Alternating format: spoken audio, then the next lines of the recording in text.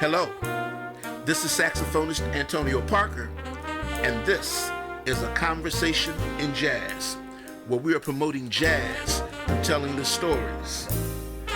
My guest today is the distinguished educator, drummer, photographer, producer, and band leader, Dr. Kenneth Dickerson.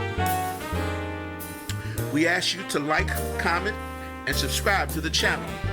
Hit the bell icon so we can let you know when we are posting another video or going live.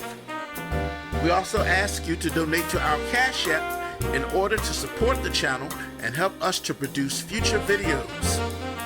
Our Cash App is $Jazzology101. That's $Jazzology101. Enjoy the video.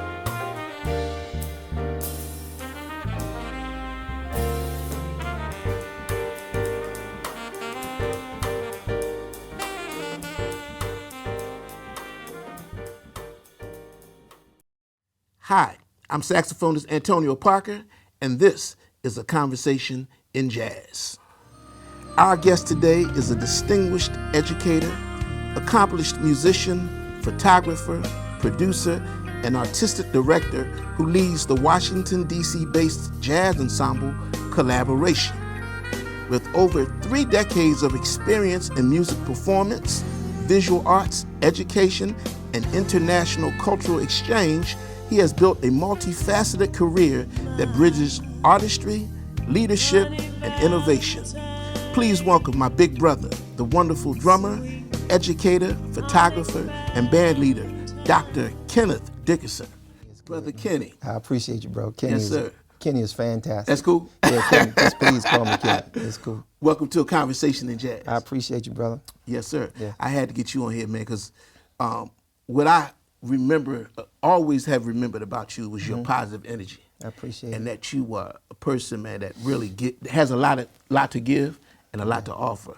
Okay. So it's an honor to be able to chop it up with you. Appreciate you, man. Yeah. Appreciate you. Now, what I didn't know about you is all the things that you have accomplished and achieved in your life, man. Because you keep it on the low, but we want to.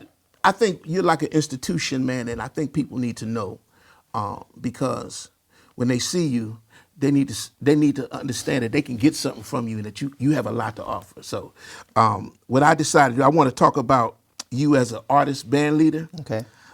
You as an educator, administrator, you as an advocate and music ambassador, and as a photographer. Before we do, however, I would like people to know how you became who you are today.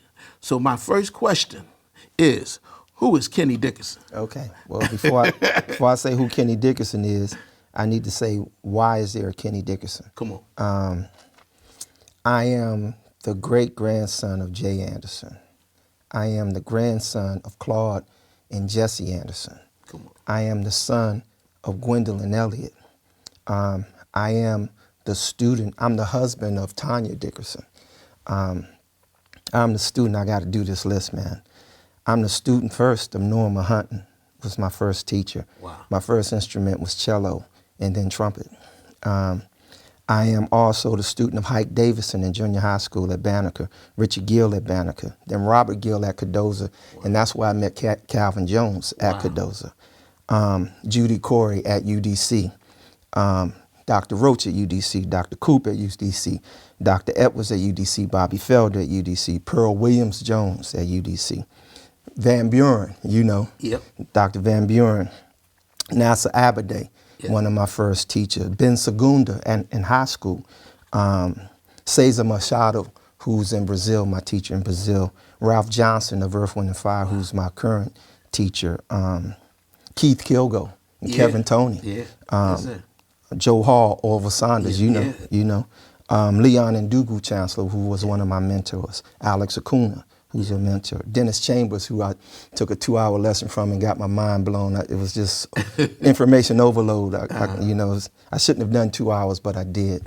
One of my mentors for since I was a teenager was Maurice White of EWF and Verdine White of EWF. And these were my teachers. And if I forgot somebody, please forgive me. Yeah. You know, blame it on my brain, not my heart, because I'm eternally grateful for everything that they've done for me. Yeah. Wow. Yeah. And because of these people, Here I am. they all poured into you in some kind of way. Yeah, absolutely. And who are you? How do you see yourself? What kind of person are you? What's your, what do you like to? How would you like people to see you? Well, I'm a servant. That's Yes. what I am. Yes. I come here to serve humbly. Yeah. We are blessed, to be a part of some things that a kid from Detroit, Michigan, a poor kid from Detroit, Michigan, a single family home, never dreamed that would happen. Are you from Detroit? Yeah, man. I didn't know that, man. Most people don't. I thought for some reason you was from Washington D.C., man. No, man. I lived a few doors from Motown. Really? As a kid, man, my mom and them would be like, "Hey, Kenny, come see the Supremes or Yeah, the get Temptations outta here." getting out of their car." And man, I was a kid. I didn't, I wanted to play. And our house, it was like a funeral home, our house, another funeral home, and then Motown. And every day I would come out, I'd be like, "Hey, can I go out and play?" Wow. And they were like, "No." I'm Man, like, "Why can't I play?" Well, it's a funeral, Yeah. so you can't make any noise. Next day, "Hey, can I play? Can I go outside and play?" Like, "Nah, it's a Wow. funeral." I'm like, "Hold it." Day 3, "Can I go out and play?" They like, "Nah, there's somebody died." I'm like, "Hold it." I'm 4 or 5 Yeah. years old. I'm like, "Do people die every day?" Yeah. They was like, "Yeah, people die every day." Wow. I hated it until one day, they called me to the window and said, "Hey, Kenny, you got to see this. You got to see this." I came to the window, and it was this kid that they were taking into the studio. And I was like, "Well, what do they do over there at that house?" And say, "Well, they make music." I was like, "What? They make music?" So I wanted to sit at the window and wait for that kid to come out. Kid never came out. And I was like, I want to wait till he comes out. Of course, I'm a kid, start crying and stuff, wanted to see it. Later on, I found out that this kid's name was Stevie Wonder. Come And on, he man. would be there like all night. Get hitting. out of here. Oh, man. You saw Stevie as a kid, like As a kid, man. I was Get outta probably here, like man. 4 or 5. you know. Really? Yeah, we used to go to like the county fairs and stuff. There'd be like hogs and cows and all that stuff. It'd be like a little teeny stage like this, and the Supremes and Temptations in there. They do a review. It'd be funky, it'd be stinking and stuff, but the music was killing. Yeah. And so I had the bug at a real early age. Yeah. Well, Detroit is one of those cities, man, that's known for for just musicians of high caliber in different genres of music, particularly in jazz. I would tell you you look kind of favorite Kenny Garrett. Oh man, I wish I played like Kenny Garrett. That's my man. I love his music, man. I think Betty Carter. We met before, man. Me and him met before. Really? Man. Yeah. Yeah. But y'all have a lot of Detroit. I'm from Philly, so we got our cats. But Detroit is Baltimore. It's one of them cities, man, that got a lot of great artists. There's something in the water in Baltimore, man. Yeah, And no Philly. doubt about it. And Philly. And Detroit. Yeah, man. We blessed, man. Yeah. So, man, what was it like coming up in Detroit at the time you were coming up? Well, I was really a kid, man, and it was a lot going on. Muhammad Ali was huge then, and I remember going to the store to buy some rock candy. If anybody old enough there know what rock candy is. Yeah, I remember that. I only had a penny or so, a couple of pennies, so I ran into the store. But then all of a sudden, this mob of men in black suits bust through the door. And of course, I'm terrified. I don't know what's going on. I hear all this, commotion and stuff going on. And it was Muhammad Ali, and he was surrounded by the folks that I know now was the Nation of Islam. Wow. Nation of Islam. But of course, I took off running. I pushed my way through. I took off running, ran. Mama. Back then, it was Cassius Clay down the street. Yeah. And my mom was like working. She was tired, man. She was laying there. She's like, "Okay, baby, it's cool." But it was like huge to me to see like an icon like that. So you see things and probably back then Malcolm was with him, and I just wish I had the know-how and knew. Yeah. I'm a kid, man. I didn't know to spot him and actually see him. Yeah. But that type of energy, man. And wow. Detroit Detroit is a hub, man, of working class people, and that's what I love about the city. It's a working class people Now, were you town. from the hood? Absolutely. Like, you know, I used to play in abandoned cars, man, in abandoned buildings, which I shouldn't have been doing. Yeah, yeah. You know, before we moved to West Grand Boulevard, we lived on a place, and this is typical, called Sewer Street, Yeah. because it was a sewer. Wow. You know, we lived beside a junkyard, so that was my playground. Yeah. Well, the hood, I could say, I know I'm probably a little legit, not too far after you, but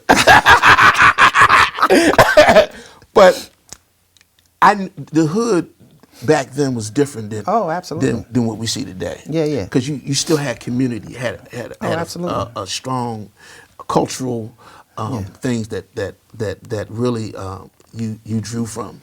Yeah, most people don't understand, man. I come from a single family home. My mother, God bless her, she worked hard. She worked her butt off. She was Wow. working 18-hour days, trying to take care of 4 kids. I'm the third of 7 now. Wow. You know, but back then it was 4 of us.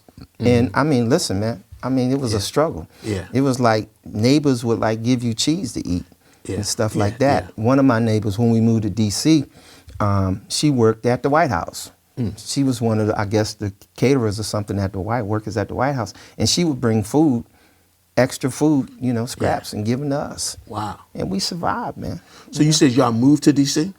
Yeah, well, we ran to D.C. We had to flee because, you know, I come from a single family home. It was a broken household. Okay. And my father was nuts. He was crazy. Okay. He did some things that could have cost us our lives. Wow. So my mother took it upon herself to say, shoo.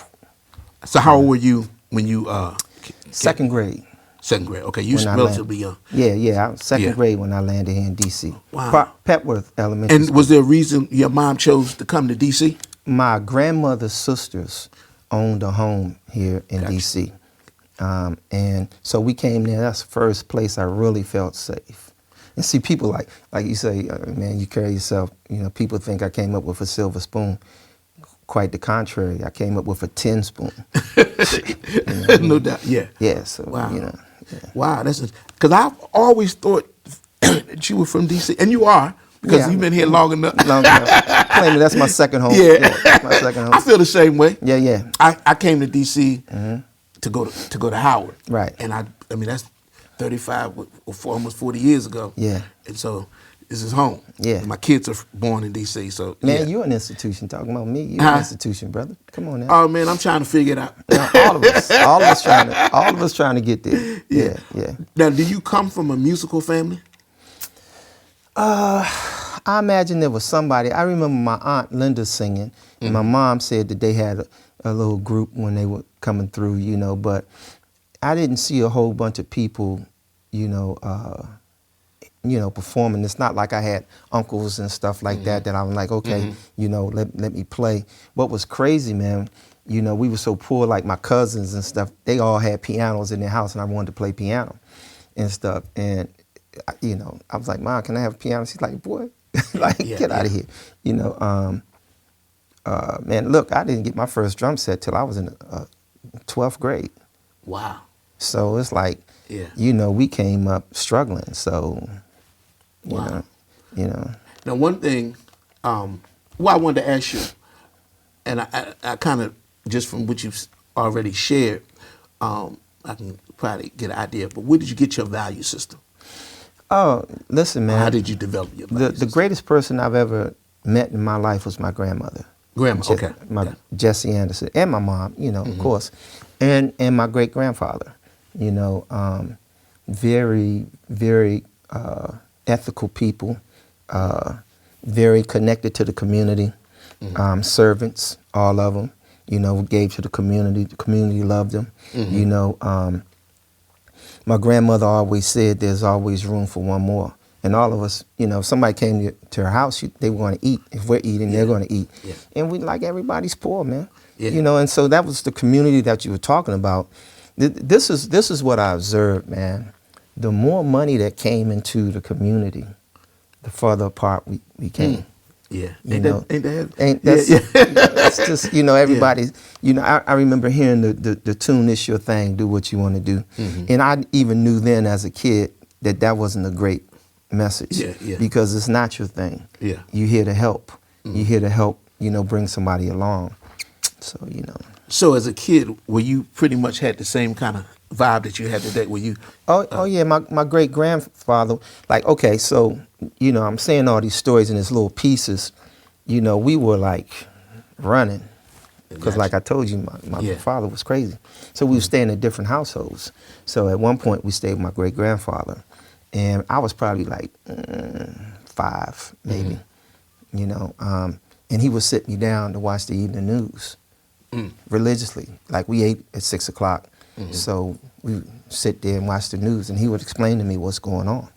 Jay Anderson, brilliant man. As a matter of fact, there's a building in Detroit named after him. Wow. He made a major impact.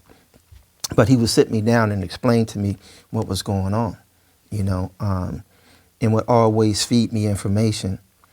It's like, and see, I dug sitting there and watching it. Yeah. Because I was like trying to figure out what was going on, because there was a lot going on in the 60s. And he would explain to me, or like, they're doing this because of X, Y, Z.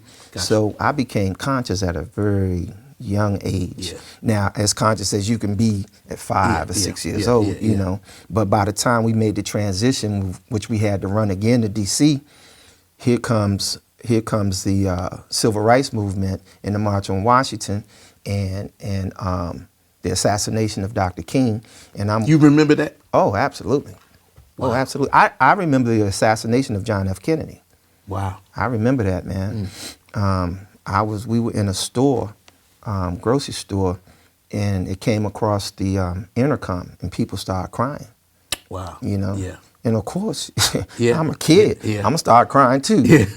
Don't know why, right? But, wow. But that was like it was trauma in the African American community. You could see people devastated, and my mom was glued to the television like for a week, just watching that whole piece.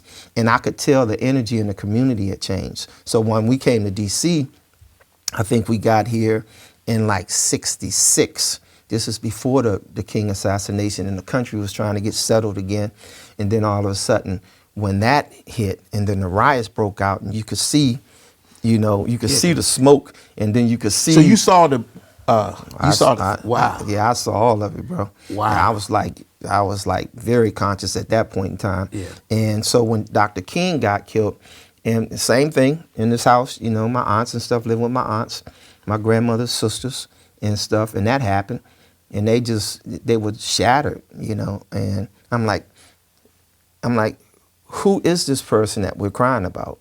You know what I mean? Yeah. Who is he? Mm-hmm. So of course I had to dig in and start looking like, who is this man? Yeah. And then seeing the carnage, the fires and stuff, and people putting on their windows, soul brother or soul sister, or black owned and operated, and then seeing buildings burn, and seeing the National Guard and tanks ride up and down the street.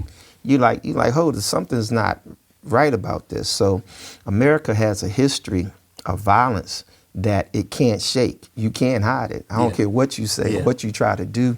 You need to own it, and you need to apologize for it. And then maybe this country can rise up and do some better things. You know? Yeah. Yeah. So when you moved, you and the family moved to D.C., did you fit right in? Was a culture shock? What was the vibe? The other piece is, man, I'm light skinned. Growing up in the hood. Yeah. So I'm the closest thing to white. Yeah. So everybody trying to get their bones on me. Yeah. So I'm fighting all the time. Wow. I'm fighting all the time. Yeah. But you got all the girls. No. You didn't? Nah, man. Back then, come on, man. I'm a kid. I'm a kid. I'm fighting all the time because people figure, he light skinned, so he easy to. But they didn't realize I've been fighting even in Detroit. I was fighting coming up in the hood because I'm light skinned with a bunch of African American people who angry, who want to pick on somebody that look close to white. Yeah. Now, was this the Chocolate City when you came? Oh, absolutely, Chocolate City. I mean, it was like cocoa. Yeah. Now it's latte. It's like latte city. Wow. Yeah. Now, what kind of music were you listening to? Like, of course, Motown and stuff like that, Motown, and then the radio. Now, one of the things, man, one of my first teachers, I should have said, was my mom. you know, because, you know, she was a nurse, and every week when she got paid, she would buy an album. And, you know, I'm listening to these names, to Dionne Warwick, Arthur Prysock, O.C. Smith. You don't even know these names. You don't know. I know. Yeah, I know. You don't know these names. It's okay. It's okay. Sam Cooke, you know, I know. Marvin Gaye, Cool. you know, Isaac Hayes. I'm listening to all this music, and she didn't play. She put it on full rotation. She listened to the whole album. Yeah. Over and over and over and over again. So by the time I got, you know, up in age, and Marvin Gaye came out with the What's Going On album, I was probably in junior high school then. And so every morning when she got up, getting ready to go to work, she would pop that record on. And it played the whole album, bro. Yeah. Every day before, listen, man, when we up moving around in the house, there was music in the house. And I'm listening to this cat. And what really triggered me with him, he was the first artist that I heard say something about save the babies. Said what? Save the babies, save the children. You know, that's the first song I ever heard about kids. You know, I'm like, hold it, who is this cat? So I kind of locked into him. You know, I really locked into him because he was singing with some message too. And my uncle was in Vietnam. Yeah. So, you know. And I know how it is when they come back from that. It was. Yeah, and he didn't come back the same person. Yeah. He was ping pong. He was trying to figure it out. He was sleeping down in But Hayes you know what was Point and deep, stuff, man? you know? And I was blessed to come up with music like that. Right. And we had songs like, you know, Lean on Me, I Believe the Children Are the Future, that sort of thing. Yeah. George Benson. And that music created that spirit in the hood where we were growing up. Yeah. As opposed to the kind of music that young people are listening to now. Right. And it's very evident that music affects society in different ways. Yeah. And you know, you and I both taught music or teach music in the public school system, and we see the impact on how our culture has changed from that music. You know, my mother used to play certain music on Sundays, but she cleaned it up, and it just was a good feeling. You know, and it inspired you. It had positive messages and that sort of thing. Yeah. And now what we're hearing today is some of this music, and I got kids, man. They in their imagination, they believe the stuff they listening to, and they want to live. They want to become this stuff, man. So that's the power of music. It's what people need to understand is that music is a spirit. It's a spirit that's alive. And one of the things that people shy away from is this is a spiritual journey. It ain't got nothing to do with all the material stuff, all the achievements, and nothing to do with that. It's a spiritual journey. So I'm teaching. At one time, I'm working with some folks in the military doing COVID and stuff. We're doing these Zoom things, and my mentor, who's a great guy, Al Durr, you know, we were dealing with DEI stuff, you know, and most of the time people don't understand what DEI is. It doesn't have anything to do with what people think it has to do with, you know. At any rate, we talk, and I said during the conversation, I'm like, this is a spiritual journey, you know. Wow. Conversation, you know, we're dealing with military folks and stuff, so after the thing was over, you know, he said, Kenny, you can't say that, everybody's not religious. So I sat there, I'm like, okay, he's my mentor, you know, he knows what he's talking about. So I waited for about a month. So I called him one day, I said, Al, I said, man, I'm 250 pounds. If I died today, how much would my body weigh tomorrow? He said, 250 pounds. I said, then what's missing? He said, touche. He said, I get you, brother. Like, it's a spiritual journey, Al. Yeah. The spirit is gone. The body remains. No doubt. The only thing that leaves is the spirit. If folks don't believe me, go look at a dead body. Go look at a dead animal. I mean, it doesn't, Yeah. look at a dead cockroach. What's missing? Yeah. There was energy in this entity for a second, and now the spirit is gone. So this thing that people play around with called music, I remember this cat wanted me to produce some stuff for his son. And I produced a fat track for this guy, man. I mean, this track was fat, if I have to say so myself. And this dude came in my studio, man, and he started the N word and the B word and all that. And I'm sitting there listening to this cat, man. I hit pause. I said, hey, man, it's a bunch of people out here doing that. Why don't you speak consciously, and you can speak to your grandmother? Everybody will love you, and to the babies, from your grandmothers all the way to the babies. There's an audience. If don't nobody believe me, there's an audience out there for that. Let me talk to you. There's an audience for that, okay? I mean, a gigantic audience. And this guy, man, like, man, just give me the track. You arrogant, right? Mm-hmm. Just give me the track, dude. Because his father owned a company down here on K Street and stuff. And I told him, nah, man, my music's not for sale like that, bro. So what he did, in his infinite wisdom, he goes out and he robs a 7-Eleven. Wow. Trying to get street cred, to be accepted in his industry. Wow. So he had to lay down for probably 10 or 15 years of his life. Wow. Because he believed what you just said. Yeah. He believed in that nonsense. Yeah. In the spirit of music, man, it doesn't, in the Native American culture, they understand that music comes through us, not by us. Yeah. We're touched to have something to say, Antonio, play such and such, or here's this tune. You've done that before. You woke up thinking that you listened to the radio. I've done it plenty of times, thinking that the radio's on, the radio's not on.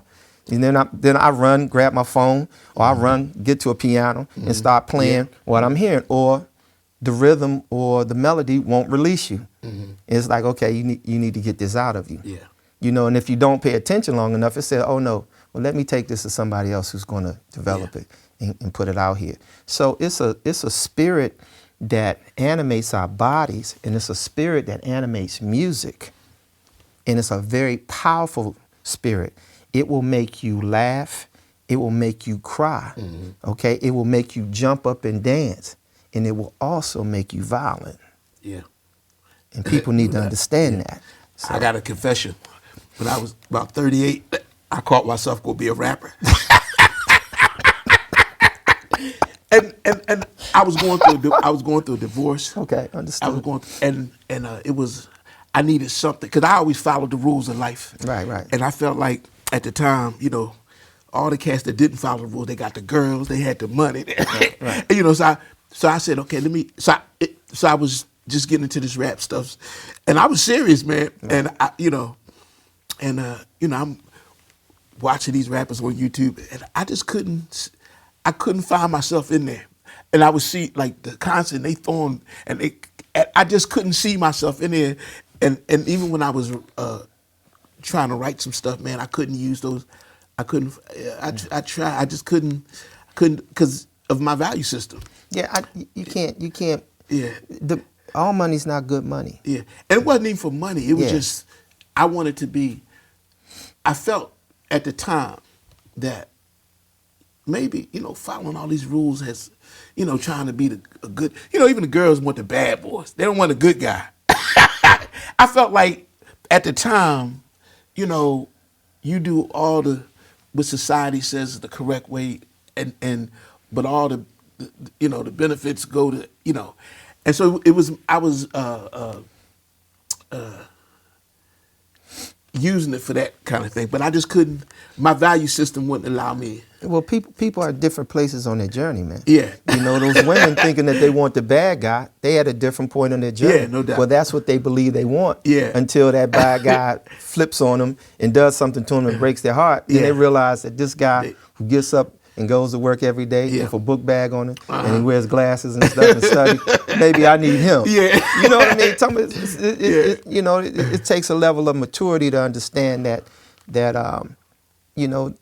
everything that glitters ain't really gold. Yeah. And what's kind of interesting to me, man, because of course we still teach, and one of the things that my mother taught me, man, my mother very wise, she told me, man, because we were sitting on her bed, and the bed was school for us, And she said, listen, Kenny, especially when I came old enough and I started like liking girls and stuff. She said, I'm gonna tell you this right now. She said, if you don't see that young lady possibly being the mother of your child, don't touch her. I was like, look, my brain exploded. I was like, oh my God. So that eliminated 98% of the honeys. Now they had nice round, voluptuous. They look good. I mean, come on, man. I love women now. They're beautiful. But that eliminated 98% of them. Because at that point in time, I would look at them and be like, could you possibly be the mother of my child? And so it would be like, nope. And so I teach this to my kids because I tell it to the young ladies. That young boy that you think is so cute, his clothes look good and all that stuff, could you possibly see him being a good father to your children? And if you look at it like that, you want to say no a lot too. Yeah, no doubt about it. So. You mentioned that your first instrument was the cello? Cello, yeah. Really? Yeah, man. Norma Hunting, Yeah. And that was Petworth, that was here in D.C., Petworth Elementary School. Really? And you also played trumpet? Yeah, second year, I went to trumpet. Went to trumpet, man. And, so how'd you gravitate towards the drums? I always wanted to play drums. Okay, this is another story, man. So, during the time when we fleeing from Detroit to come to D.C. and stuff, my family, my mom's mother and father, they're from a little town called Williamston, South Carolina. Okay. So my aunt Linda, who was an educator, my aunt Linda Shepherd,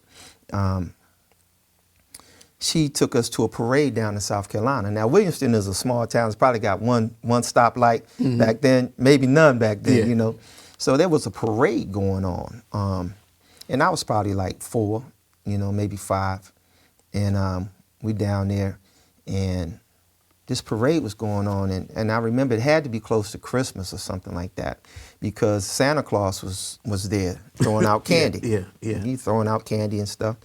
And so, of course, it's a bunch of us. I got cousins down there. It's a bunch of us. And everybody's running to get the candy. And I'm standing there looking, and my Aunt Linda's like, Kenny, go get the candy. And I'm like, I don't want the candy.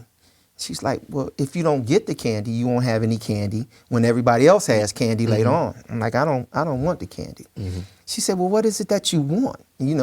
All this commotion's going on. And I was pointing. I'm like, I want to do that. Wow. And there was some drummers. Yeah. And I said, that's what I want to do right there. Wow. That's how. Dude, so how old were you when you? I was like about 5. I was hooked. So they used to. It was a tin tub back then.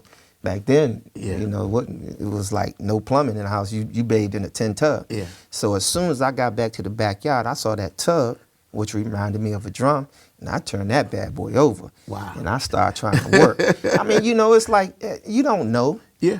No. You don't know that you poor. Most drummers I talk to, they tell me they was banging on pots and pans. Yeah, and the whole my mom said I was banging on the table. I didn't know, again, listen, man, we don't choose music. Music chooses us. If that's the case, then everybody would be musicians. That's no doubt. That's true. The energy, the universe says, no, Antonio Parker, I choose you. You see what I'm saying? Yeah. So did that desire to play drums, did that overshadow the cello and the trumpet at some point?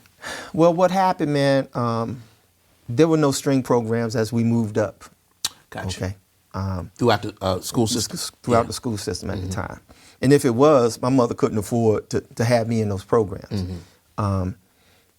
Drums was like an easy instrument. I could turn anything into a drum. So I could practice all the time, sit there, do my little thing, I could practice. And then, of course, when I left elementary school and went to Banneker under Hike Davidson, man, I had this little toy drum set, man. And so we would take snare drums. We'd take 3 snare drums. One would be a tom, another one would be a tom, another would be a floor tom. And we had this one bass drum, right? And I had 1 snare. So I had like 4 snares trying to make it into a drum set, right? I mean, that's what we did. And we would be marching down the street, Tracy, all of us, they be carrying pieces of the drum to practice early in the morning. Wow. So, and that's how that happened, man. Again, like when you poor, you don't know you poor. Yeah.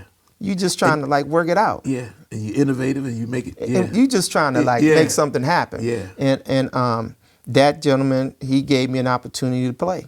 Yeah. So would you say are you self-taught, or did you study music formally? Well, I was self-taught all the way, man, till I really got to Cardozo under Jones, and he brought in Ben Segunda, and even then, man, Calvin Jones. Yeah. He was at he was teaching at Cardozo. Calvin Jones was my stage band director at Cardozo Senior High School. Wow. And so, true story, we're at Banneker at the time, and Cardozo's high school jazz band comes over to Banneker, and man, they were playing, and I was like floored. I was like, oh my God, I got to do this. Gotcha. And there was a guy named Flood that was playing drums at the time. Flood had a big bush, man, and he was killing. Yeah. You know, and God rest his soul, he just passed. You know, he just passed recently.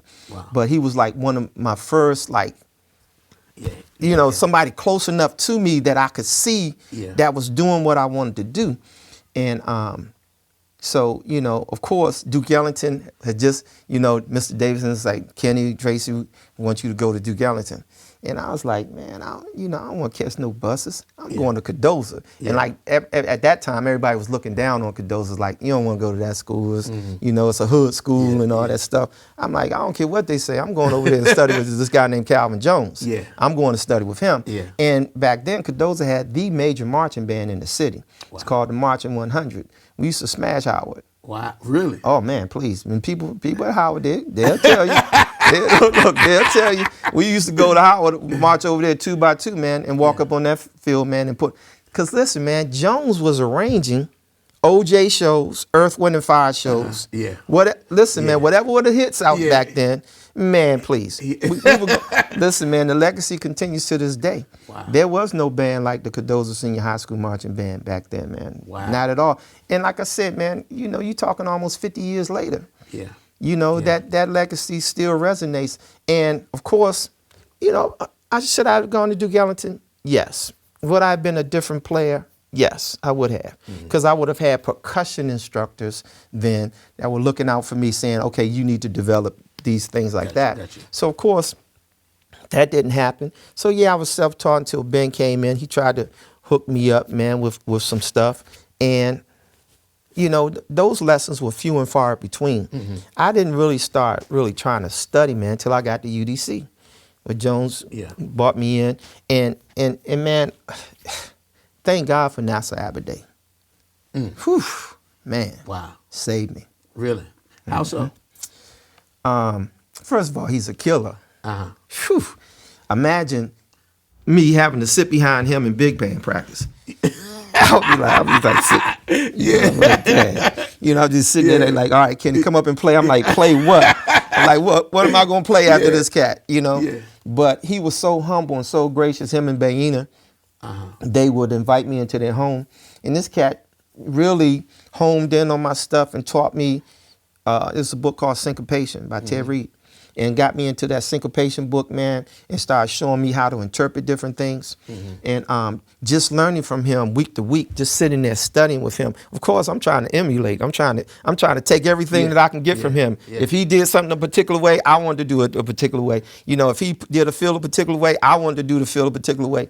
You know, and then I heard this thing say, man, you know, if you study one person, that's plagiarizing.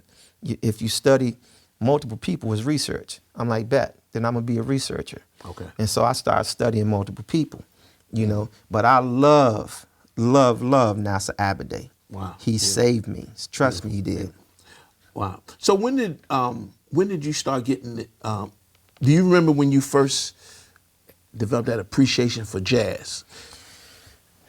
Yeah, man. I grew up on this block, and there's a guy named Louis Valencia. Steve Valencia was a photographer, and I can tell you more about him in a minute. But there was a lady named Sedatrice Brown and Al Butterfield that used to play. I know some of the older folks would be like, wow, this little guy, he remembers these names. Of course I do. They changed my life. So they were playing downtown, man. I can't remember the hotel, but he took me down there, and they were doing a jazz set. So they let me sit in, and they said, young man, you play jazz? Yeah, I play jazz. He said, well, what you want to play? And I said, Mr. Magic. So they laughed. They kind of looked at me and they said, okay. And Sedatrix Brown played organ and stuff. She's a killer organ player, man. You know, I mean, I'm sorry, the wrong way. At any rate, man, I sat there and played, and Al wrote this piece out. He wrote this thing out. You know, he said, man, you read? I said, yeah, I read a little bit. And he wrote this little routine out for me to play and stuff. And it was 6/4, 6 against 4. I still remember to this day, right? And so that's when I started saying, okay, I don't know. If I said, and I knew, you know, when I said Grover Washington, I'm like, you don't know anything. Now, Grover, my man, by the way. Oh yeah, I love Grover. And that's like one of those seminal pieces that will live on forever. But then, you know, Tony Williams, man, it's like, Tony, listen, man, you know, hearing Vulcan Princess. So who hipped you to like Tony Williams and those kind of cats? Man, I can't, man, I don't know, you know, back then, you know, WPFW and all these, it was multiple radio stations you could turn on, man, and listen to different things. That, you know, HUR, they was playing like a wide variety of music and stuff, man. It's like, it's not syndicated like it is now. And everybody's not like programming all that garbage and stuff. But man, it was like some real music on radio. I remember. And Tony, when I first heard Tony Williams play, I knew that it was a spirit about that brother. That was, and I didn't know his history. I didn't know he was a prodigy. I didn't know he played with Miles. You know, I just knew that what he was doing was extraordinary, and I was kind of guided. He had influence on NASA Abbey Day as well. Yeah, so you probably and I heard that, you know, but and see that NASA came later. I was in the Tony, you know, I was much younger, and I was like, oh my God, this guy is just a killer. And I stayed with him for the longest time because, and I heard Max and I heard the other cats, but it was just something about what he was doing that was so magical. Wow. And I was like, wow. And this is crazy. And I say this to my students all the time. You are this close to your destiny and all your dreams all the time from early on in your life. Wow. You You just don't know it. Case in point. True story, and I hate to take up this time, but I need to explain to people how close you are. Came up poor, so, you know, I'm flipping burgers and making pizzas at this place called the Platter House, 3110 George Avenue. Don't believe me? Check it out. I'm flipping burgers. I'm probably 14, 15 years old, flipping burgers. So this little girl named Tracy Rose, there was a place down the street called Make Someone Happy. Her uncle owned it. And they, novelty store, they was kind of like Pier 6, neighborhood Pier 6, right? So she would come down to get a pizza every day.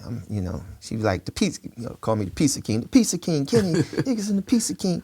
You know, give me a cheese pizza. I'll make her a little cheese pizza. We sit up there and talk, back and forth, the whole 9 yards. This is during the summertime, you know, she's not in school.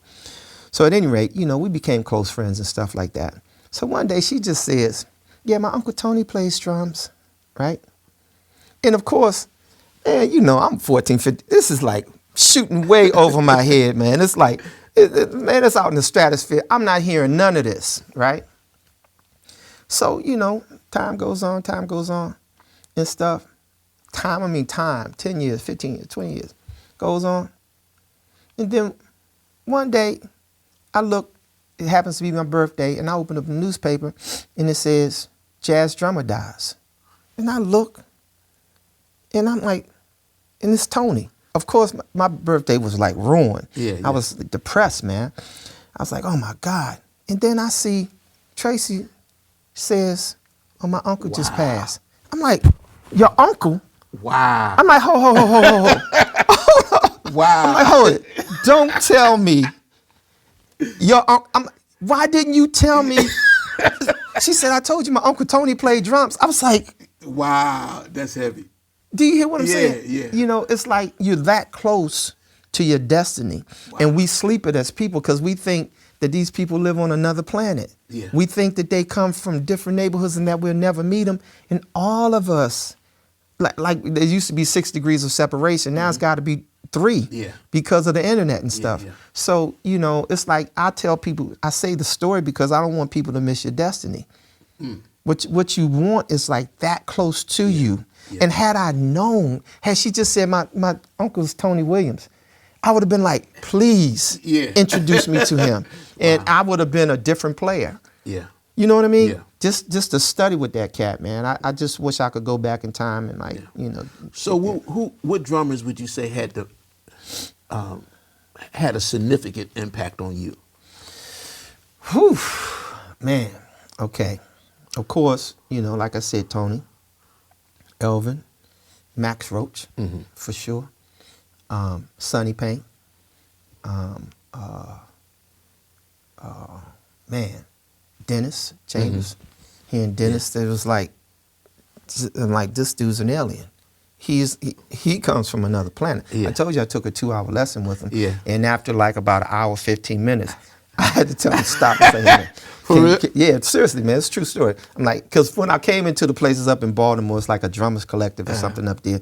And this guy, I'm standing in the lobby waiting. And this guy, what fool signed up for a 2-hour lesson with Dennis? I told him that would be me, He said, oh man, I ain't trying to be insulted. I said, nah, it's cool. Because I signed up for 2 lessons because I didn't know when he would be back. And I wanted to study with this guy. I wanted to take my time.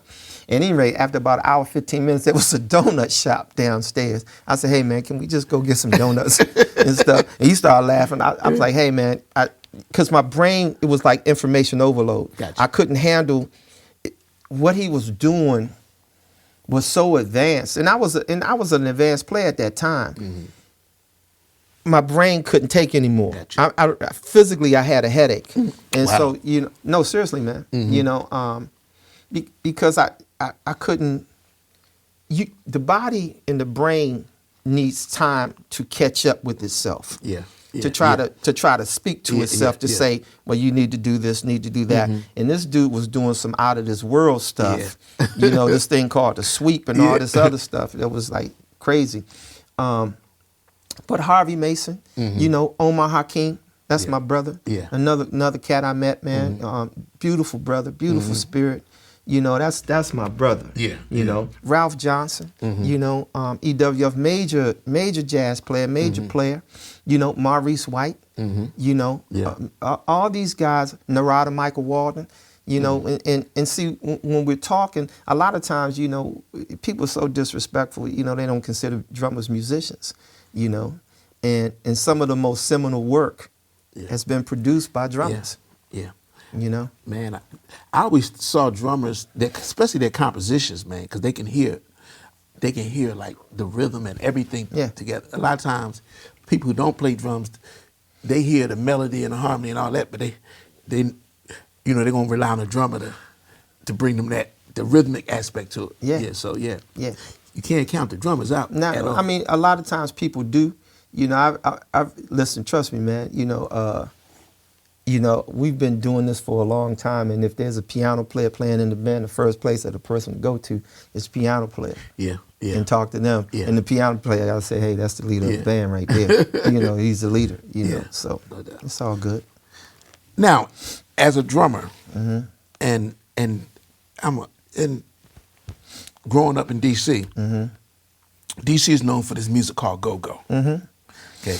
Now, did you see the evolution of go-go and how it came together? Can you share with the audience? And I read something that you were making connections with West African drumming and that sort of thing. Yeah. Educate us on It's a West African group. Okay. This is the thing. Okay. Since we're going there, everybody needs to understand.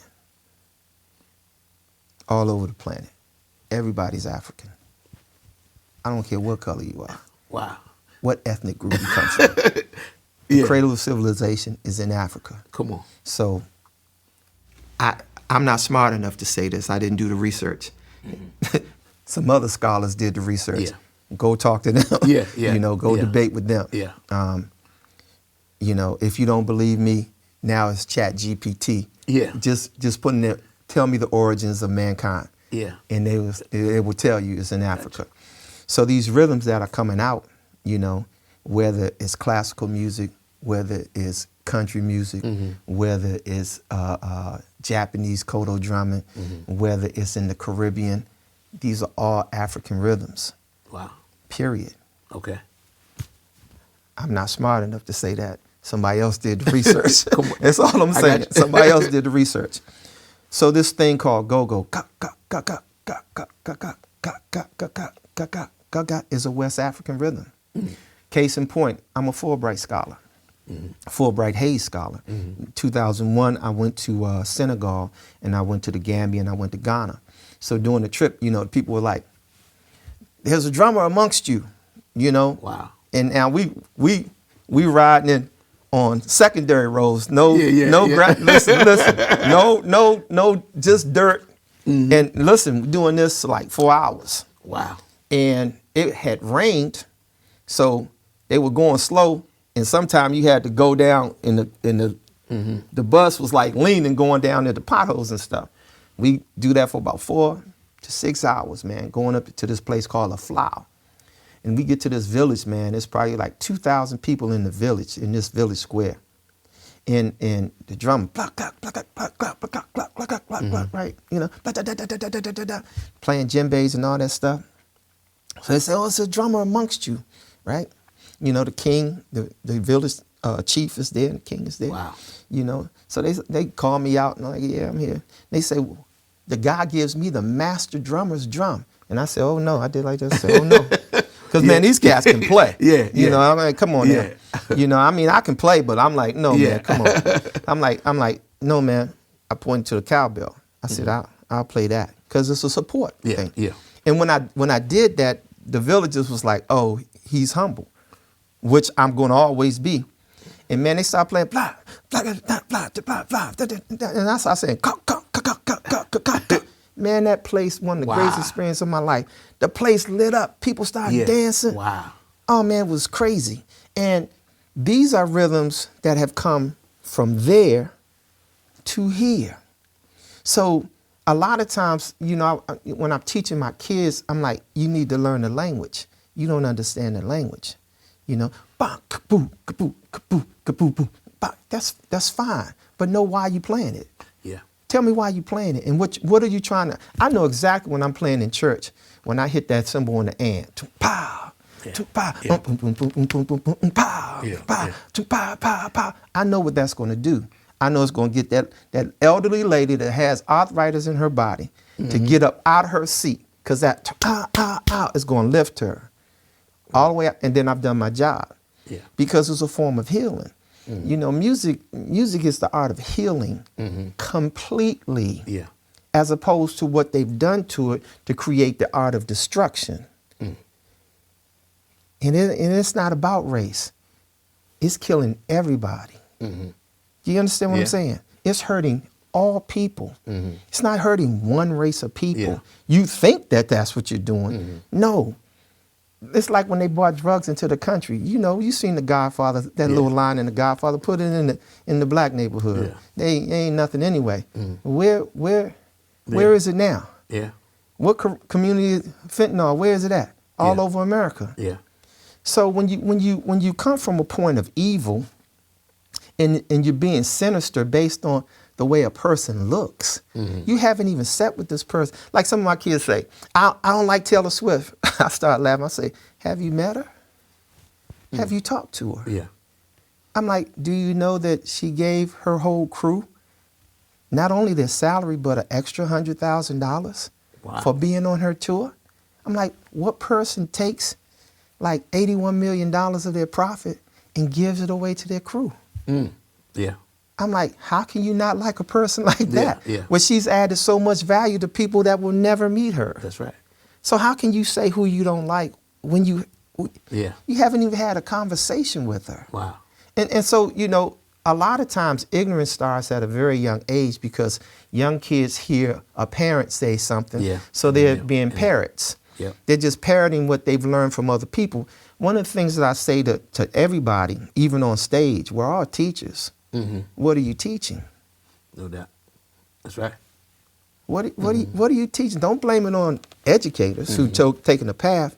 You're teaching your children all the time by the example that you set in your household.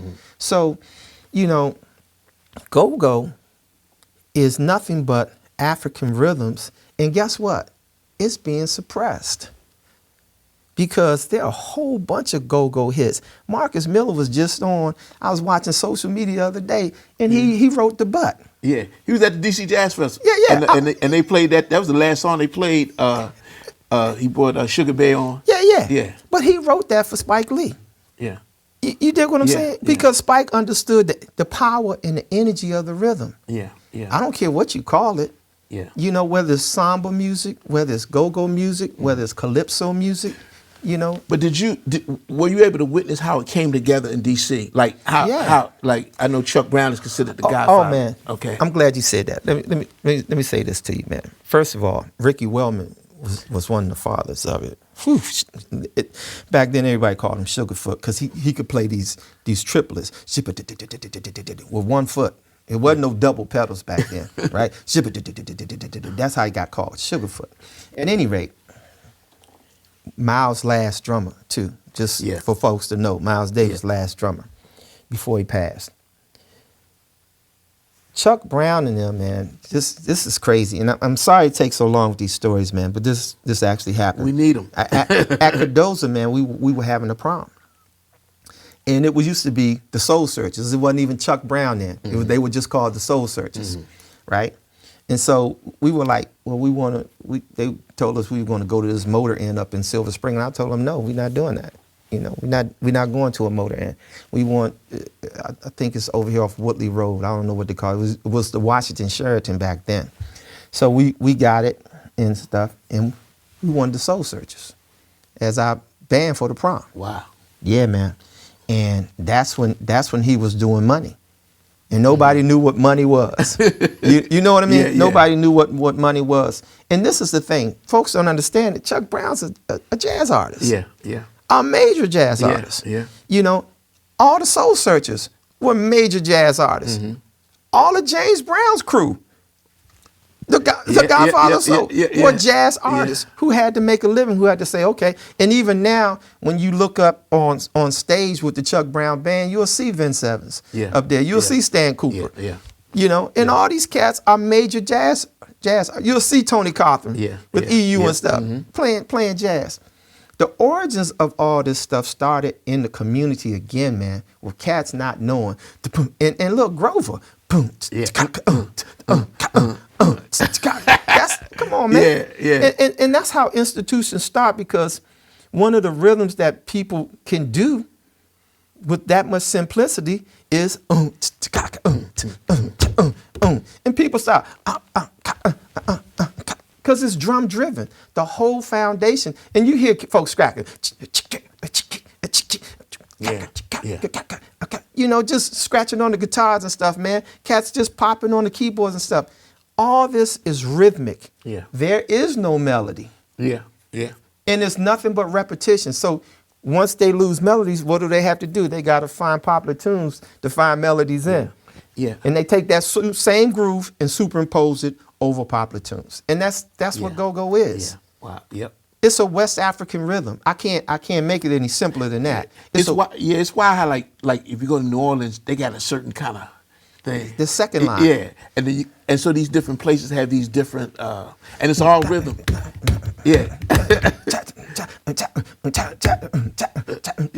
Somebody look. Check it out, man. It's crazy. They hear it, back line, second line, and then you hear Sade, Sweetest Taboo. It's a second line groove. And what popular artists do, they hear that, and then they're like, hold it, I can use that. And what type of rhythms are they? They're African rhythms. Now, do you think people are aware that they're African? Did this thing just happen to subconsciously or through just? No, people are not knowledgeable like that. They're not. It's just in them. It's DNA. DNA. It's spirit. Yeah. There's no way that you can go to a Frankie Beverly concert or Earth, Wind & Fire concert and sit there still. No doubt. It's not gonna happen. You know, you up dancing. That's what you're gonna do. You know, you hear Earth, Wind & Fire.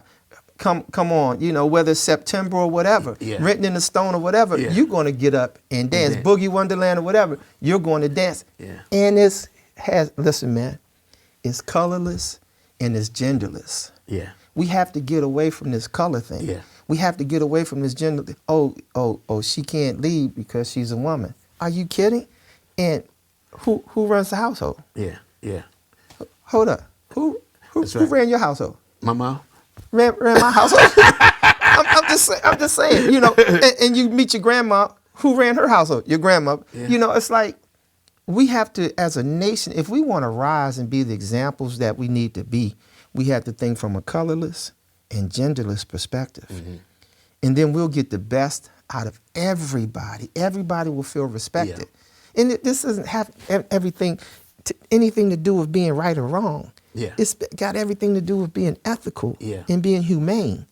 That's all I'm saying. Yeah. You know, I just, you know, this whole thing that I don't know, people, when you listen to music, man, it carries you someplace.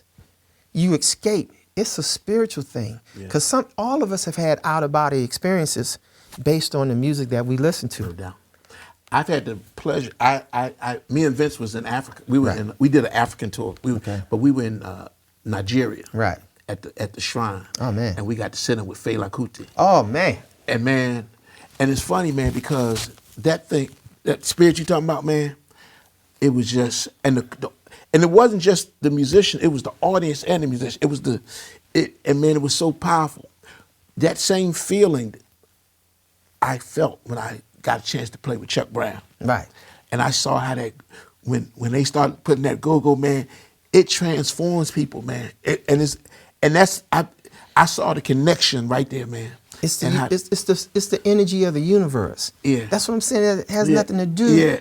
Listen, man, we have to listen. In this iteration, I happen to be this color. I happen to be male. Yeah. Yeah.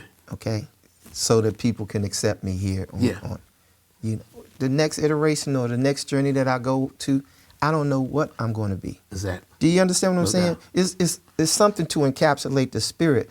Hey, man, I got a Fela story, man. I'm in Senegal in 2001. Fela's playing. Mm-hmm. Man, and all the lights go out. It's like 5,000 people in this hall. Wow. It's like 2 o'clock in the morning. Yeah. And all the lights go out. Uh-huh. Me, in my American conditioning, Uh-huh. I panic. I'm like, oh, snap. And I stepped back up against this pole because I thought it was going to be a stampede. Yeah. You know, I've been in places where it was a stampede. Something happened. So I step up against the pole. And the drum's still playing. Right? And then after a while, he stopped because the lights couldn't come on. Everybody in the audience was chill. Wow. It was no, Yeah. nothing. Yeah. The only person that was tripping in the whole place of 5,000 people was me. Yeah. And man, I was ashamed. I was ashamed of myself. I was like, wow, man, you here with all of these people, man, and the first thing you thought when the lights went out was that you were going to be hurt. Yeah. You know, and like you say, it's the spirit of the music that quells everything. I was at a Stevie Wonder concert, man, an Earth, Wind & Fire concert, where people were leaving the Capitol Center. I know a lot of people probably too young to remember that. And they were singing the songs out into the audience. Yeah. Black, white, straight, gay, Yeah. it didn't matter. Yeah. Everybody's singing. Yeah. I mean, everybody's singing in Knew the harmony. lyrics. Yeah. Knew the lyrics. And they walk into their cars and everybody's singing the same song. Yeah. I've only experienced that twice, man. Wow. That's So it. I understand the feeling, you know, Yeah. man, it's beautiful. You Wow. know? I want to transition into diet because I know brothers like you and Yusuf Chisholm and I always message y'all ask you you want chicken sandwich. Oh man. How important? I know diet is important to you as not just as a person, but as an artist as well. Yeah. What got you into being conscious about what you put in your body? Well, you know, You are what you eat. you absolutely are. Yeah. Well, again, man, I was working at the Platter House, you know, where I met Tracy Rose. And, you know, at the time, I'm making burgers. I'm eating steak. I'm eating plum roast. You've eaten a pork chop before? No, oh, absolutely. My mother makes some of the best pork chops on the planet. As a matter of fact, me and my brother got in a big fight over some pork chops and applesauce, right? I mean, seriously, we got in a knockdown, drag out over some pork chops, right?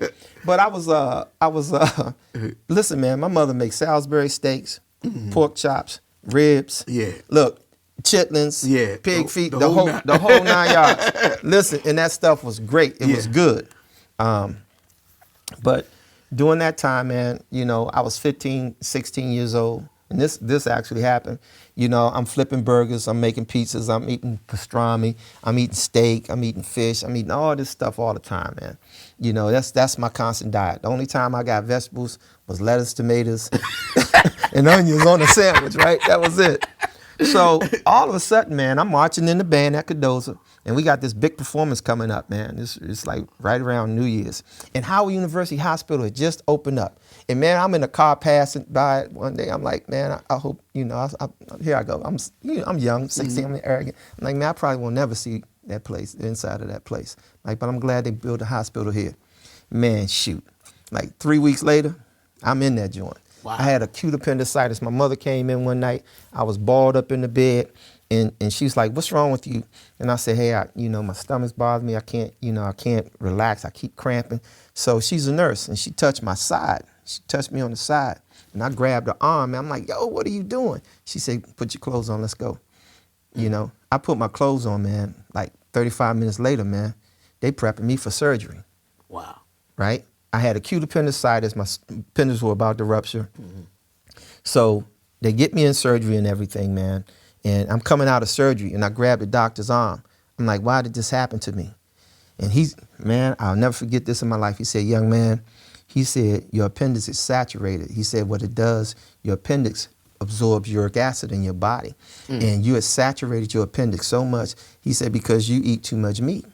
Wow. I said, well, why would they sell us meat if they know it's killing us, right? He says it's the third largest economic commodity that the U.S. has.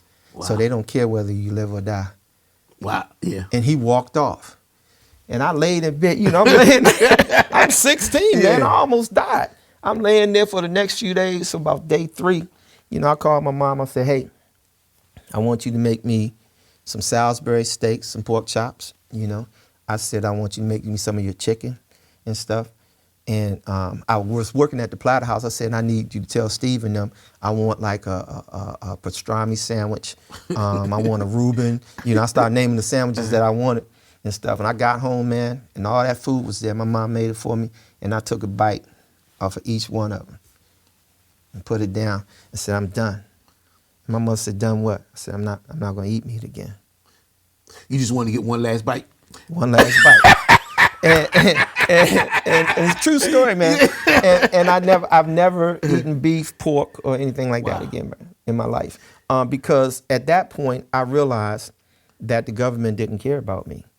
If you know that you're selling death to people, and that's what meat is. And you asked the question, so I got to give the answer. Come on with it. Yeah. You know, you're eating death, expecting life. It's a total contradiction. It's a universal law contradiction that you expect to find life in death. So, you know, now I don't want people to run home and say, oh, I'm going to be a vegetarian. Get one last bite. Yeah, get one last bite. No, I want you to do the research to find out what works for your body.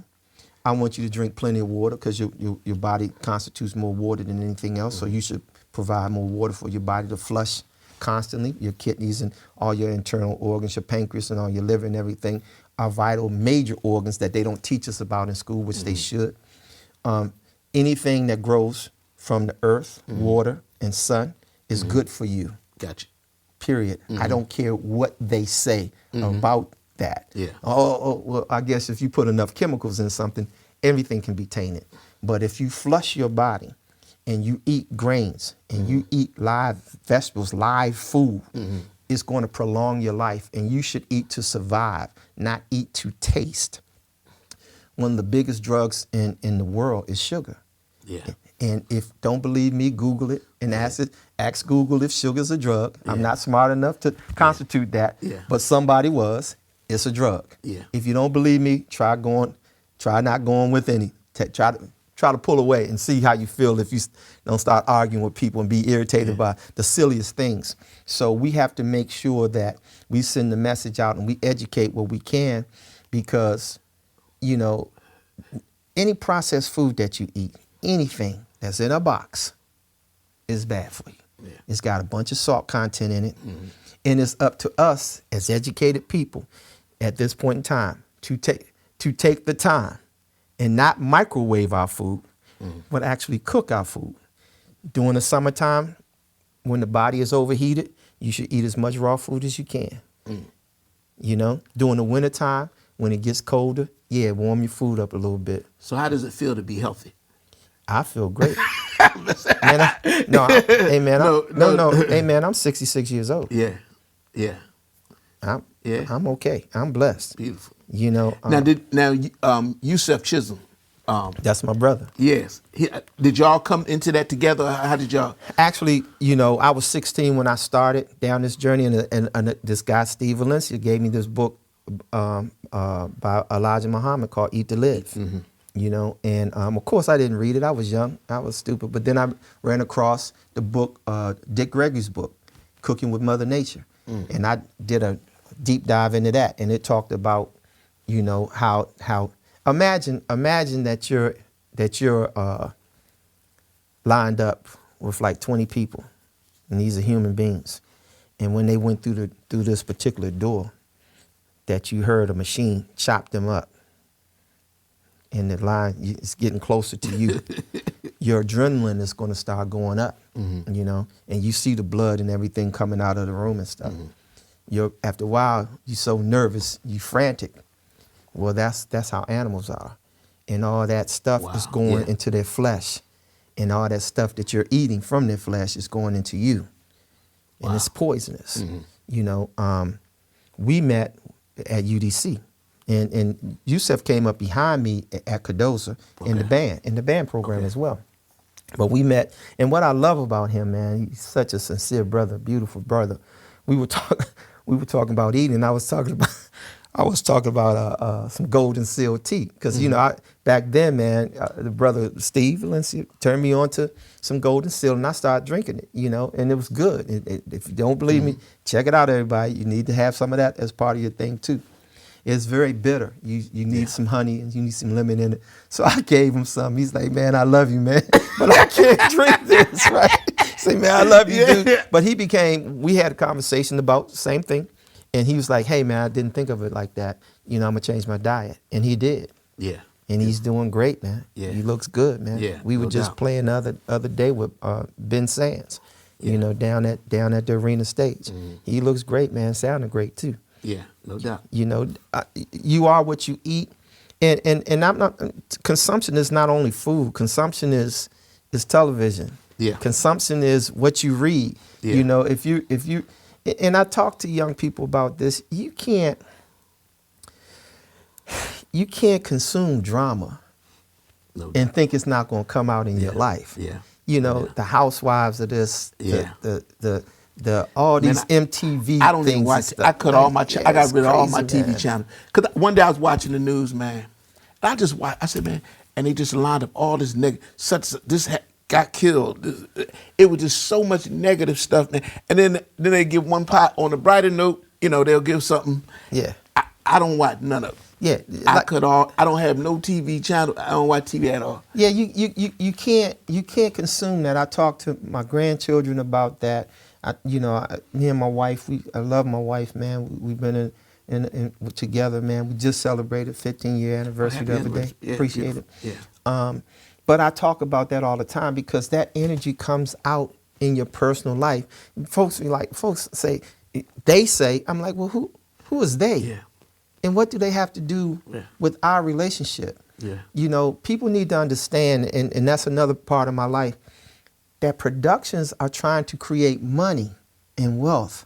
They know sensationalism sells. That's why this dude now is selling. All the news networks are playing this dude on. They lead with this dude every night because they know that people just want to be angry and upset, man, turn that stuff off. Yeah, man, I don't watch it at all, man. You have to turn that stuff off. Now, do you need to be informed about certain things? Yes. Do you need to personalize it? No. Yeah. Well, that's what I like about the internet. I could choose what I want to. Yes. I could choose what I want to check Absolutely. out. Yeah. You know, Yeah. But I don't do the, because man, you be in a constant state of fear. You think the inner world, world is falling, and you can't live with that kind of, being a creative person, man. I got to be a free thinker. I have to, Yeah. I had nobody thinking for me. Yeah. I want folks to think about the worst storm that they've ever been in. Mm-hmm.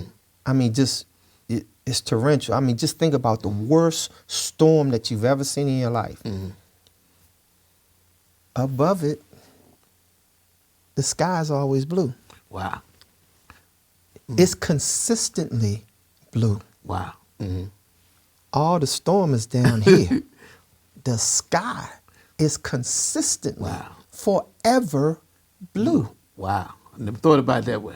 You understand what I'm saying? Yeah. So while we down here dealing with this, we're forgetting about what's consistent.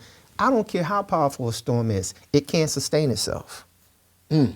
It has to come and it has to go. And guess what? After a storm is what? Peace. Wow.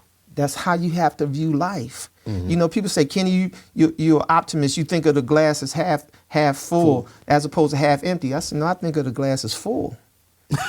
Because the glass is always full because there's air in the glass as well. Yeah. Do you understand what I'm saying? Yeah. It's your perspective because I'm a father, I'm a grandfather. There's nothing perfect about Kenny Dickerson. Trust me, I struggle like everybody else, man. I have to walk this walk like everybody else. But what I've learned in these years is that if you surrender your life and ask for guidance, the universe will guide you. No doubt. This ain't got nothing to do with religion.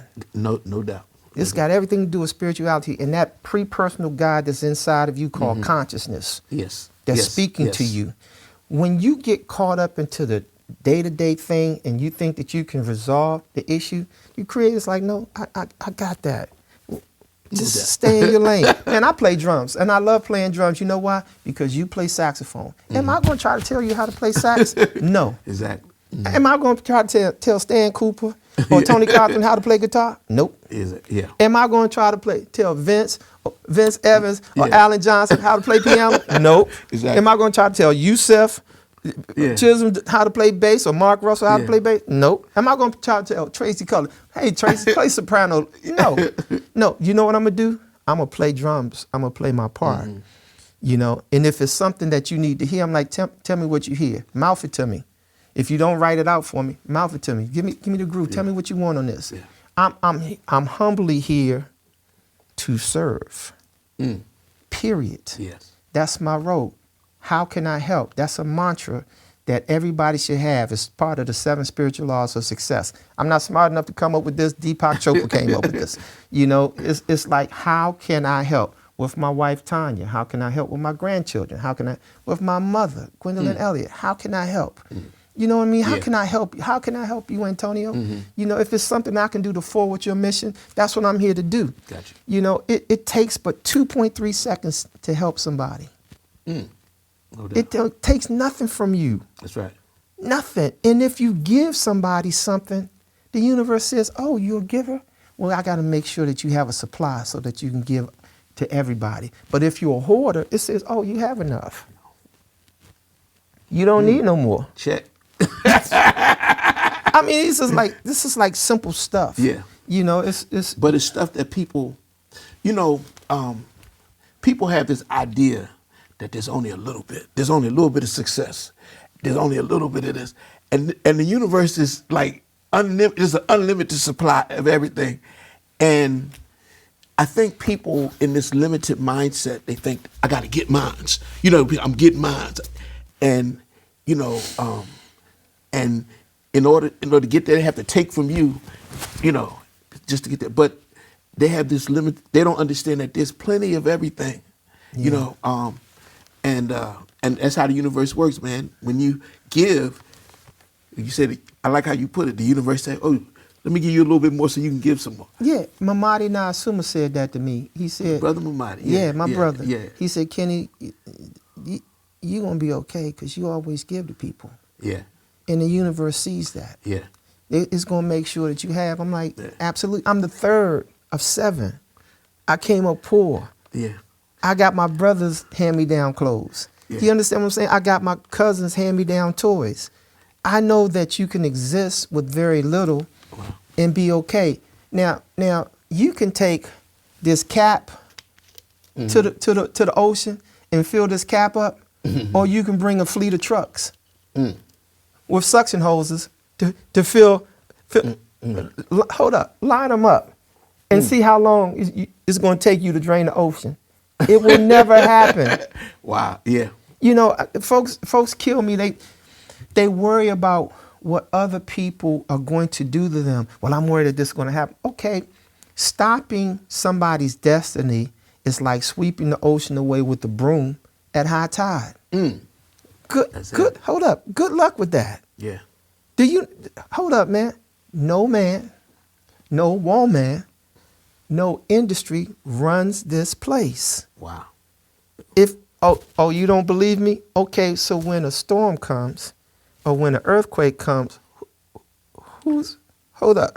It's 2 people that's going on. Yeah. Father Time and Mother Nature that runs this place. Yeah. Humble yourself. Yeah. Submit and be of service to people. And this universe will unfold and lay down for you and say, tell me what you need to accomplish your mission, because I see that you're here for other people. Yeah. So I'm going to give it to you. Yeah. And I remember when I was started teaching, man, you said, Antonio, I got some books for you. And you kept, you know, I said, okay, he said, man, I got that there for you. And I remember, I still have them. And you gave me those, so, you know, this is who you are. Yeah, I'm just saying, and those books helped you because the creator said, no, give these to Antonio. Yeah, yeah. No, he needs these right now. With what he's doing, you're not using these. Yeah. Call Antonio Parker and give these to Antonio. Yeah, man. And I appreciate that. No, I mean, you know, I'm just, hey, man, thank you, but thank the creator because I'm just following directions. Yeah. The question becomes, are you following directions? Yeah. And can you? Yeah. Will you allow yourself, is your ego so big? This is the thing, humbly, man. I wanted, man, I used to play music. My mother thought I was the strangest child. you know, back in the day, you know, you had red lights in your basement or you had black lights, right? And of course, you had records, and I would play records just like her over and over and over. So I'm playing the Blackbirds, okay? I'm playing Earth, Wind, and Fire over and over. I'm playing Marvin Gaye over and over. I'm playing Santana over and over and over. And she would come in, and I'd be sitting in the corner of the basement. She'd be going to the back to wash clothes, and I'd startle her, right? She was like, why are you sitting in that corner in the dark? And I would, you know, me and my little crazy self, I'm meditating. I'm meditating, right? She'll remember this. And she's like, why ain't you like other kids? Why don't you go outside and play? I'm like, I don't want to go outside and play. I want to do this right here.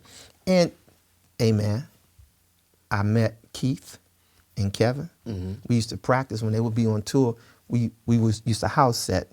Aaron knew Keith, or he knew Kevin. Aaron Graves knew Kevin. And we used to go Tony. Yeah, Kevin Tony. And we used to go their house on Alabama Avenue, man. And we would be in there. They'd be on tour. We'd be there all night playing, practicing, you know. And, you know, these are people that you see on albums you never think that you're going to meet. Yeah. Then time comes again, and I'm working, and then I meet Maurice White. Wow. You understand what I'm saying? Yeah. We traveling together, we doing things. I never thought I would meet these people ever in my life. Wow. You know, I'm at the foot of the stage and Marvin Gaye's performing. Wow. And I'm shooting pictures of Marvin, his last concert in D.C. Wow. I never thought that would ever happen to me. Do you understand what I'm saying? Yeah. I'm shooting pictures of Carlos Santana. You know, it's like I'm shooting pictures of Miles. I gotta tell you this story. Come on. We up up in Baltimore, and I'm working for CBS Records as a promotional photographer. And man, I'm in the pit there's a pit. They call it the pit. And, you know, people behind us in their seats and stuff. And Miles has come out and we playing. I'm shooting, pop, pop, pop, pop, I'm shooting, right? And this guy comes up. He's got a motor drive. Now I got a single reflex camera. I can't afford a motor drive. I'm gonna click, pulling my thumb, click. He's like, that's all you hear, right? Miles is playing time after time, the Cyndi Lauper tune, right? And he comes to the front of the stage, and I'm there, man, I'm getting ready to shoot, and this dude's like, and you know in the beginning of it, it's just him, it's soft. Yeah. And Miles turns and looks down at both of us, and I did like this. I'm like, yo, it's not me, it's him. Yeah. You know, I'm like, please, man, it's not me, it's him, right? Man, he walks off stage, and I'm sitting there. I just put my head down and say, oh, my God. I'm about to be pulled out from this show. It's still an hour left in the show.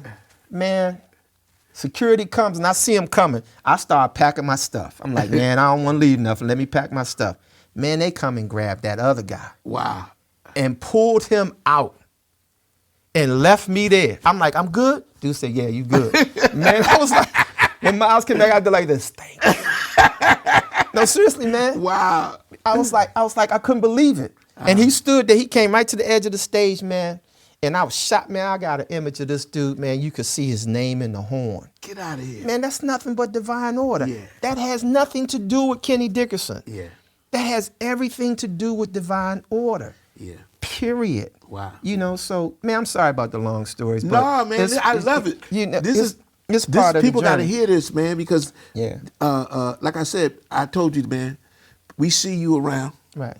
People don't know. I talk to you, and I know, and you share a lot of information, and so you're a resource. And you know, it's funny, man. And D.C. students, they have wonderful teachers. They don't even know who's in front of them. Right. They don't know. Yeah, they don't even know who's in front of. Yeah. And so this is why we have to do this, man, because you it's like an institution that people don't even know yet. Well, I have selective conversations because this is the thing, man. I'm not trying to toot my horn or anything like that. You know, I know everything happens humbly because it's part of your destiny and what's been tracked out for you. And I know that I could be anybody. You know, anybody could be me. It's 9 billion people on the planet, so who am I? You know, I got a little small, you know, like a grain of sand. You know, it's like, you know, I was trying to tell my kids about this universe, and that's another thing that we don't teach. We don't teach these things to give people an understanding of how valuable they are and why they are valued because they're here, not because of what they have.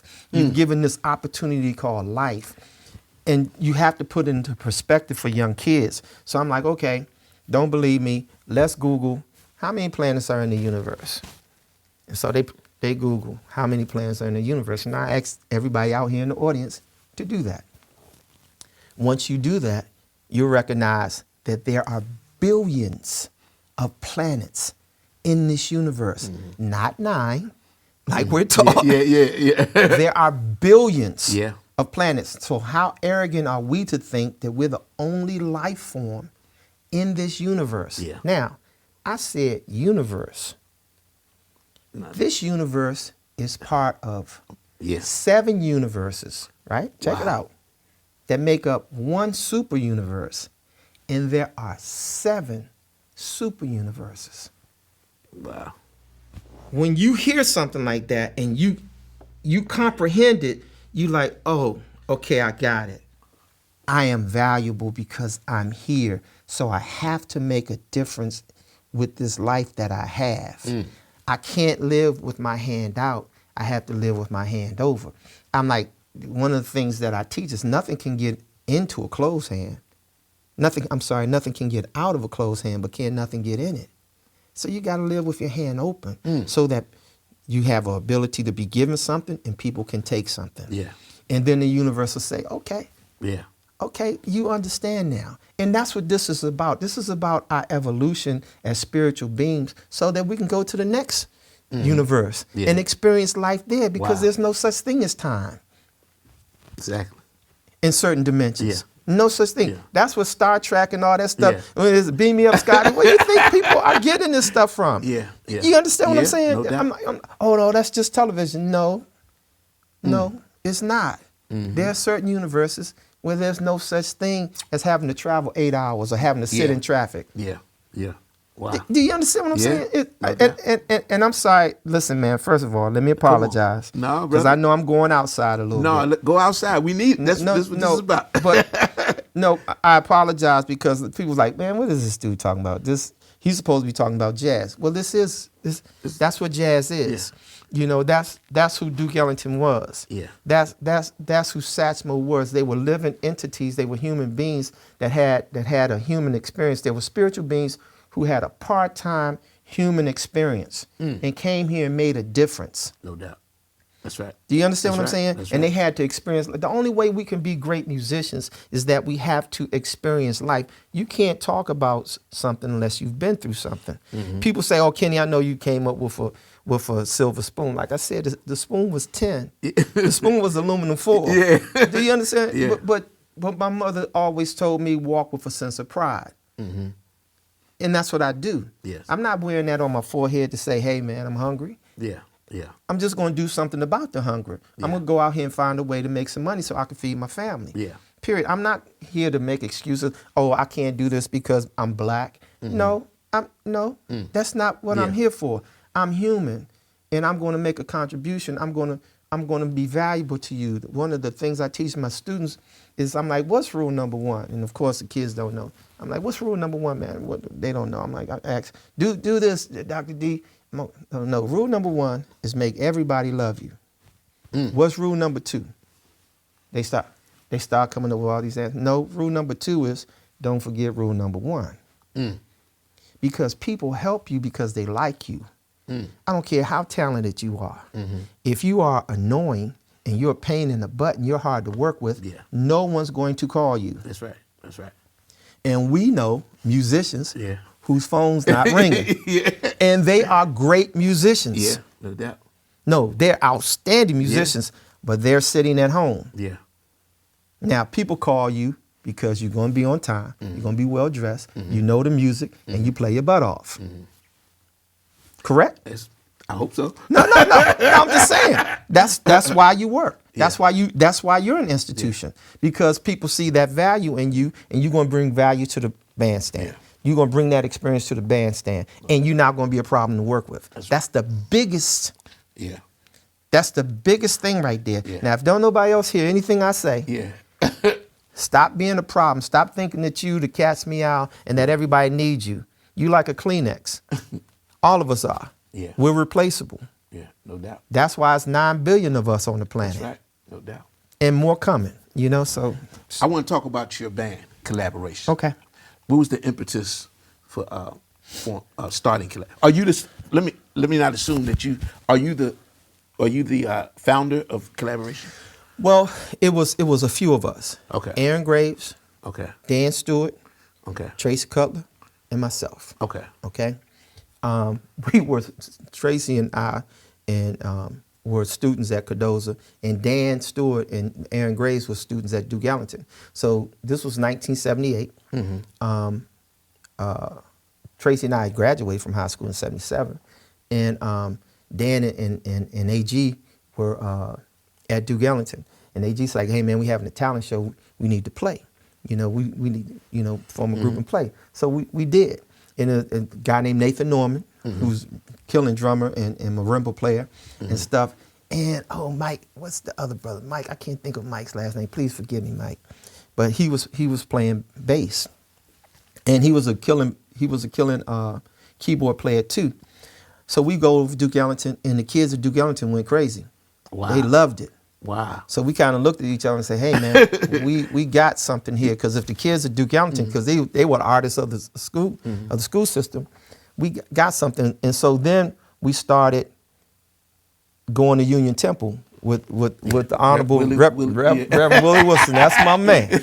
Oh man, listen, man. Is he still there? Nah, his daughter has taken over now. Gotcha. Okay. But that's my man. I love him. I love his wife, Miss Mary Wilson. Both of them, man, they embraced us. They used to gave Aaron the key to the church. We'd be there all night practicing, man. Wow. They gave some kids, some little inner city kids, the keys to their church so we could practice. Wow. And we would be there. We would go play basketball, man, 9, 10, 11 o'clock at night on weekends and stuff. And then we would go there, man. We there at 12 o'clock. We played till 3 or 4. Wow. And go home 3 or 4 in the morning. You know, so we were part of the Union Temple Orchestra over there for years and stuff. And that brother there, man, and I know he's done this for many people, but that's my spiritual leader there. Wow. Reverend Wilson, man. He's a real one. Oh, man, listen. Bringing Farrakhan in, bringing all the cats in to, you know, I didn't know who these people were. Yeah. You know, and I'm getting educated every Sunday. I'm sitting up there, man. I'm getting an earful, man. And he changed my life. Wow. He, you know, when you come from a broken household, there are few men that you see that are doing the right thing. Well, he was one of the ones that was doing the right thing. Good. And he was a living example for a whole bunch of us young brothers to try to pattern our lives after and get our spiritual journey together. Yeah. And he opened the door to some teachings that I had never heard before.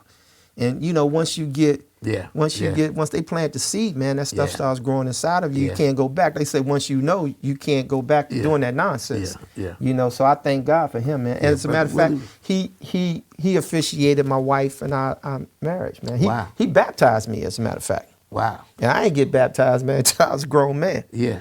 Because I wouldn't feel in church like that. Yeah, I understand. Yeah. So collaboration, y'all kind of would get the music together and y'all been together since 1978? Yeah, 1978. Wow. Who's some of the people you've shared the stage with? Oh, man. Listen, man.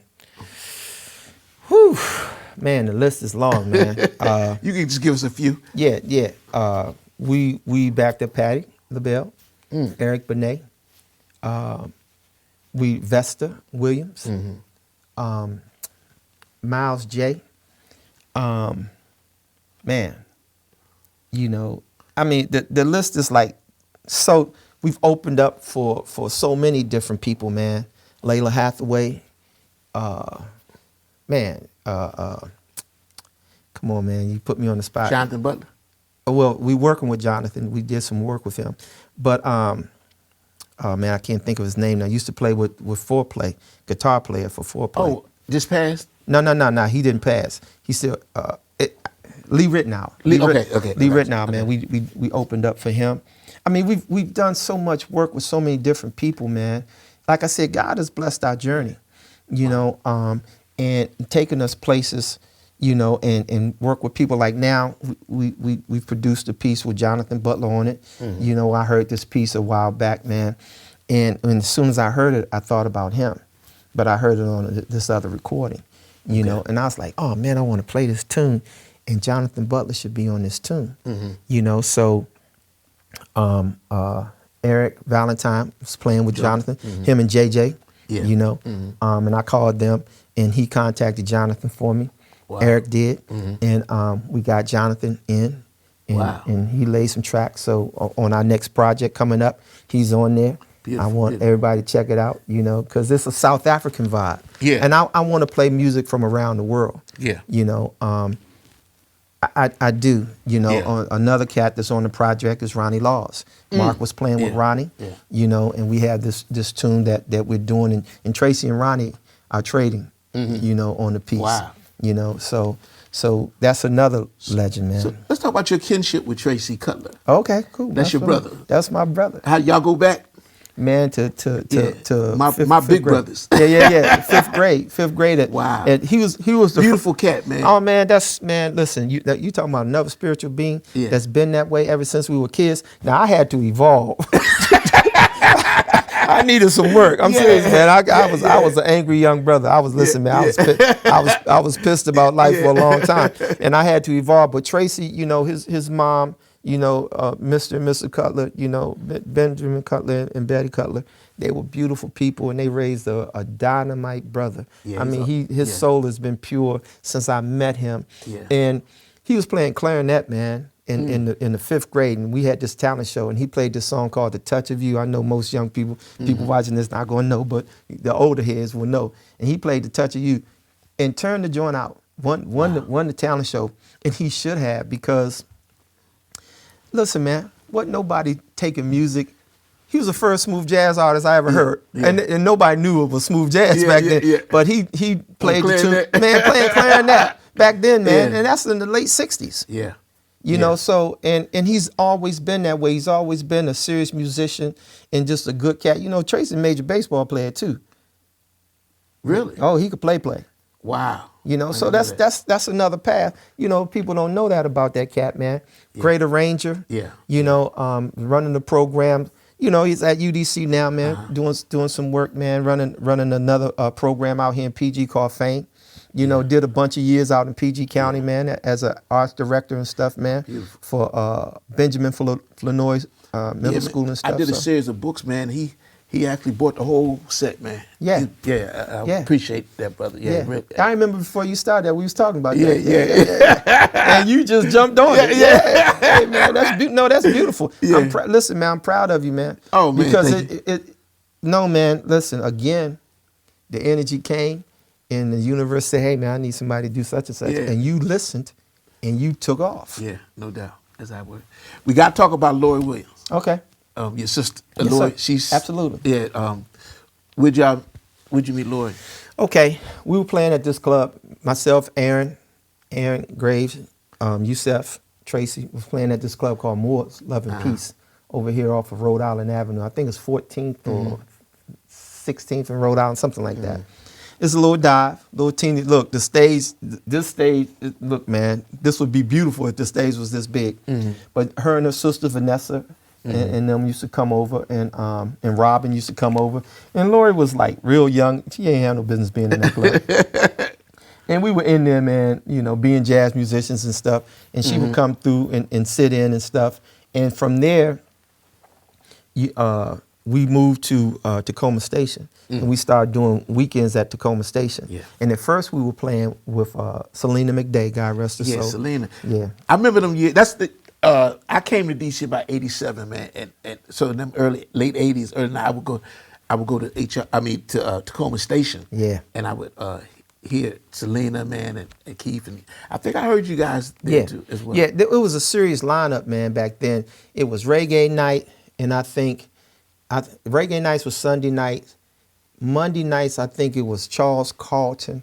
Tuesday nights, it was Paul Carr. Yeah, I remember, yeah. Wednesday nights, it was Marshall Keys.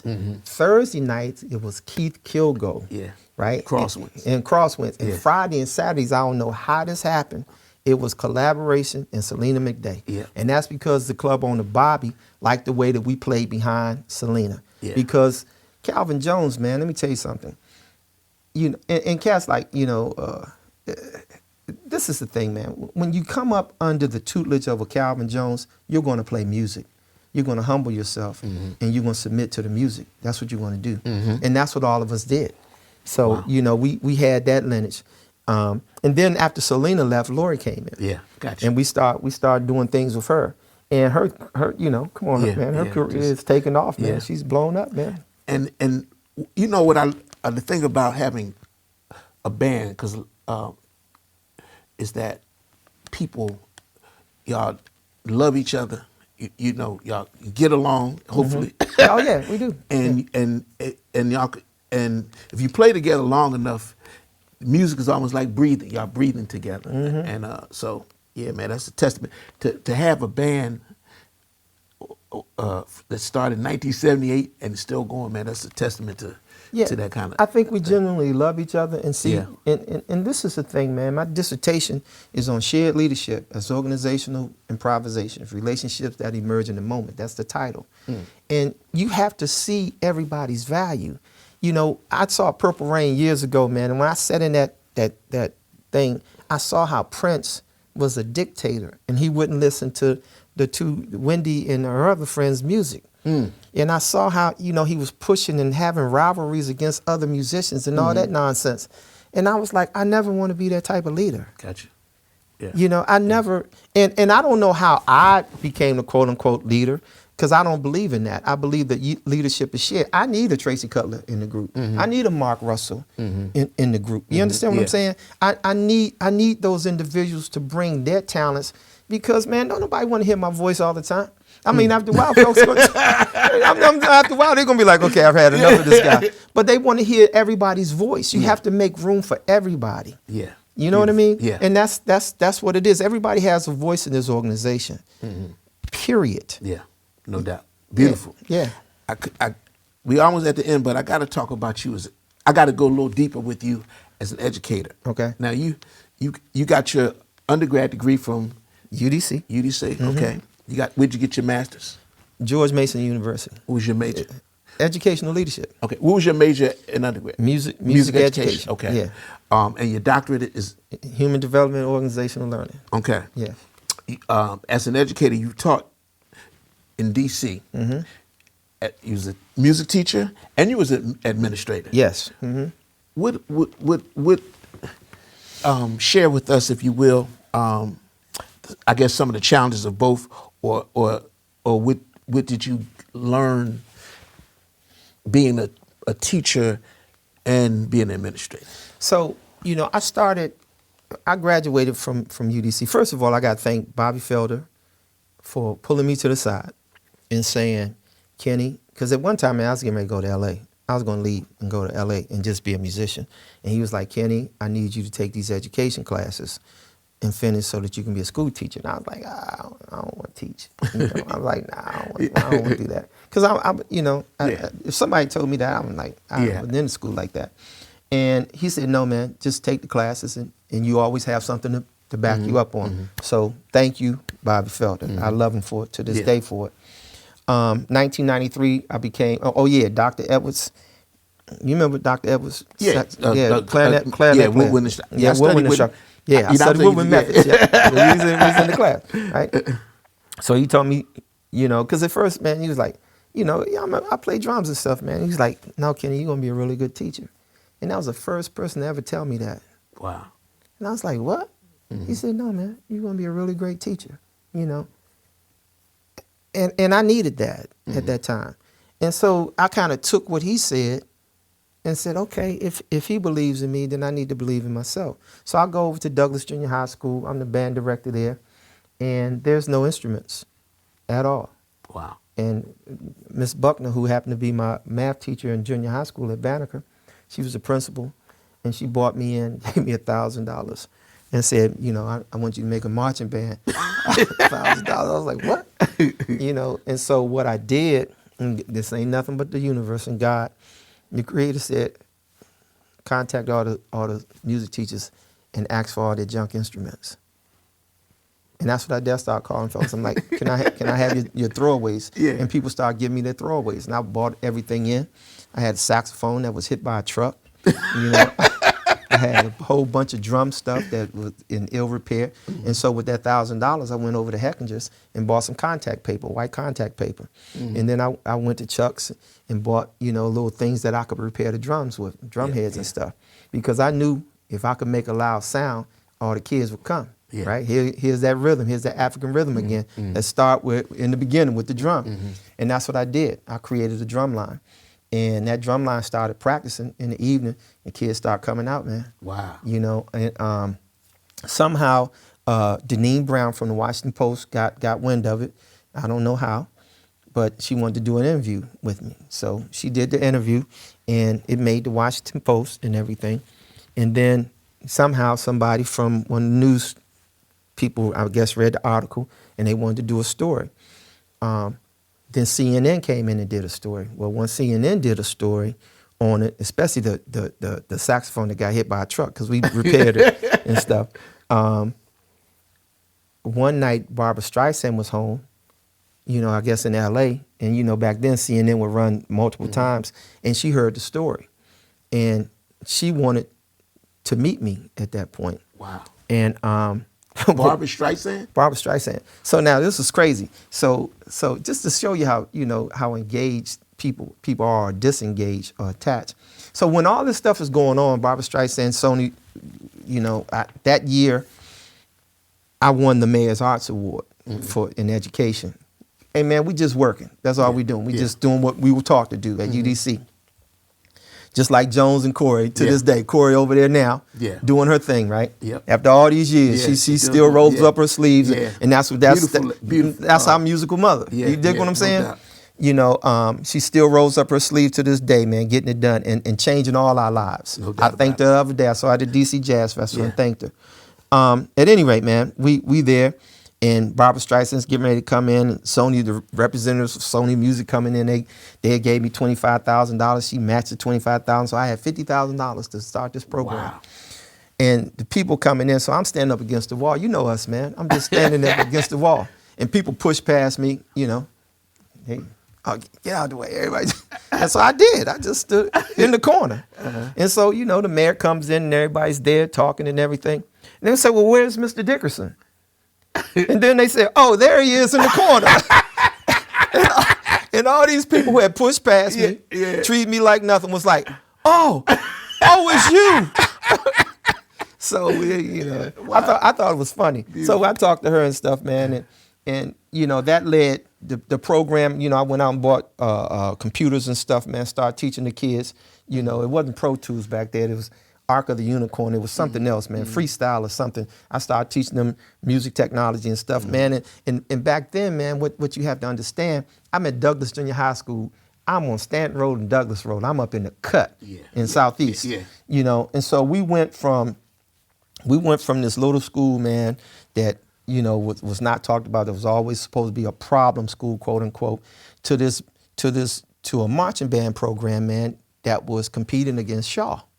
And you know, Mr. Hoover and them didn't play. They 300 deep. And so we come down. We at Unifest, and they have a parade, and we won the parade. Woo!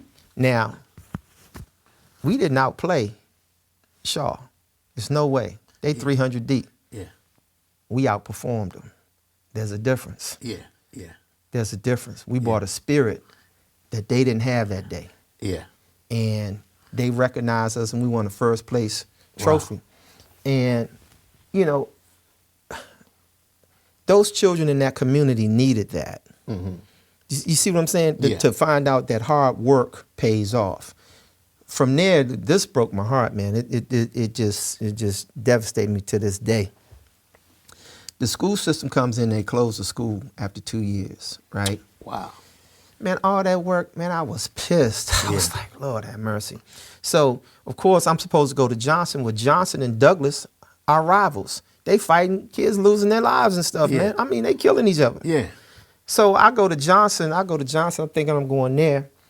And the custodian comes, God bless him, I thank him to this day. He said, hey, man. He said, I need you to see something. So I go in. He said, you see that hole in the ceiling? I was like, yeah. He said, this is how they break in. They break in, and they come down through the ceiling, and they're going to steal all your equipment, man. Right? So I'm like, oh, man. So all of a sudden, man, I get a call. Diane, what's Diane's name? I can't think of her last name. At any rate, she calls me and says, you think you might want to come to Wilson Senior High School? I was like, first of all, man, I'm a drummer, man. You know, I know they've had major programs there forever and a day. I'm like, man, they don't want me over at Wilson, right? I'm like, okay. You know, I'll go over and do the interview thinking that, okay, I'll do the interview, but they'll probably choose somebody else with, you know, more experience, a saxophone player, piano player, something like that. So Dr. Barner was there, her and Dr. Miners. And they come in and they say to me, Dr. Barner says, promise me you'll give me a marching band program. And me and my crazy self, being young, I said, I'm not promising you anything. You know? You said that? Yeah, in the interview. I said, I can't promise you that. And she kind of looked, she was taken back. I said, let me be clear. I'm not trying to be disrespectful. I'm like, but the children will dictate if there's a program here. If the children want the program, there'll be a program. Gotcha. I'm like, I could be Quincy Jones. If they don't want to play, they're not going to play. And she said, you know, I respect that because a bunch of people have come in and said they're going to do this, that. She said, you're the first one that's been really honest with me. And so at the time, Peggy Cooper's Cafis, God rest her soul, wanted me to come to Duke Ellington. She comes to me and tells me, You know, I want you at Duke, because she heard about the whole thing Yeah. with Barbara Streisand and stuff. And I said, no, I promised Dr. Bonner that I'm coming to Wilson. And I gave her my word. And I'm not going back on my word. Because Dr. Bonner was so nice. She said, you can store your instruments. Because I ain't have any place to put my instrument. Yeah. You can store your instruments here until you make a decision between us and Duke. So I thought that, to me, that was the true sign of a leader. And she was the best principal I ever worked under. Wow. Hands down. Wow. Now, don't get me wrong, no disrespect to Dr. Dickerson, who gave me an opportunity to be AP and stuff like that. But she was like, she was on it. Yeah. You know, she was on it. So I came there, man, started the program there. And within a month's time, you know, had a full marching band. Then we morphed into a jazz band. Now there, I started trying to do my Calvin Jones imitation, which, of course, you know, I failed miserably, you know, but the bottom line was we had a program there. Yeah, because I was at Sharp Health, and Yeah. I remember y'all used to march, which is right around the corner. Right. Yeah. Right. And I think I remember y'all used to do marches. That was when I was at Roosevelt. Roosevelt, that's Yeah. Roosevelt. Okay. Yeah. You're talking about okay. Wilson. I was at Wilson. I got you. I'm over on the other Okay, side of the yeah. park. Yeah, that's at this Roosevelt. point in time. Gotcha. but this is the thing though, man. What happened was during the whole time that I was in school, I was partnering the whole time with the Thelonious Monk Institute of Jazz. Since you know, I met Tom back in 1985. Wow. Okay, when I was shooting pictures for CBS Records, man, I was doing a whole bunch of stuff with them, but I kept that going on. So when it came to Wilson, the Institute let me bring in extra teachers, saxophone. Like Tracy came in to teach saxophone. Alan Johnson came in to taught piano. Yusef was teaching bass. Gotcha. You know, Lee Edgecombe was teaching guitar. So it was like helping my program do this. Yeah. I mean, it's like we started coming up, man, and my kids started just blowing up, man. So, you know, we had a great relationship there, and the kids started doing things. Now, you know, we were invited to play at the White House, and I turned it down. You know, we had played for Bill Clinton and them, but this time George Bush was there. Okay. And this was like right during Katrina, right after Katrina. Oh yeah. And I was like, Yeah. you know, I was like, man, you gonna invite us to play, and you left people laying in the water for 3 days. Yeah. You looking for a face, and it's not gonna be ours. Gotcha. Yeah. You know, and I just thought the hypocrisy of that. You wouldn't rescue those people down there, but you wanted me to rescue your reputation. Yeah. No. Yeah. So, you know, but we did a whole bunch of things with those students. Those students today, man, Sam Prather is one of those students. Wow. Yeah, man. Listen, man, Dennis Turner. Great. Yeah. Great player. Just Mark Middleton. I mean, Brent Yorgi. It's like so many kids out here, man, playing. I mean, like touring the world. Yeah, you know, Stephen Walker. You know, playing Lettucey and all these different people. Man, just doing great things all over. And this is the thing, man. I'm not just proud of my music students. I'm proud of all my students, even as an administrator, because I had to. I just want to ask you, at what point did you say I want to go into this ministry? I didn't want to be an administrator, and Dr. Dickerson came in, and he saw that I had the pulse of the school with the band program, and all the kids were responding based on the music, and he said, "Man, I need you to be my dean of students." And one of my cousins who lived in Detroit, I was at a family reunion. I was telling them, you know, this guy wants me to be an administrator and stuff, and I don't know if I should do it. And one of my cousins' husbands said, "Man, never turn down a promotion. If you don't like it, you can always go back." So I considered that, and my boys were like growing up and stuff. So I was like, okay. So I tried it, and I became successful at it because, man, come on, man. Yeah. You want to resolve issues with poor students. I was a poor student. You know, I was like, you know, I was an angry young man coming up. Yeah. I know what it is to be angry and try to find your way through a system. So I started building relationships. We built this program called the Male Initiative, which had nothing to do with color. It brought all students in, all males of all colors in, and we started studying the 7 habits of highly effective teens. Wow. You know, and stuff based on, you know, Sean Covey's book based on Stephen Covey's book. So we started using these principles that I've been talking about the whole time. You know, putting messages over the school, positive messages over the school about your journey, about your destiny, and how you need to prepare for it. And it changed the whole energy of the school. Wow. You see what I'm saying? Yeah. And so then, you know, I became an assistant principal and stuff. And we went through a whole bunch of trials and tribulations, a whole bunch of heartache, the whole 9 yards. And that was a great experience. Hopefully we helped to change some people's lives and do some things that was positive, you know? Man, I could sit here and talk to you. We be here for hours. Yeah. Oh man, you covered a lot of stuff. Questions I was going to ask, but before we end this, man, and you mentioned that you had worked with the Monk Institute. Yeah. And this goes into our thing with you as an advocate and music ambassador, because you've done things around the world. Just share some of that things you've been working. Okay. Hey, man, that, like I said, this started back in the 80s, man. Tom Carter.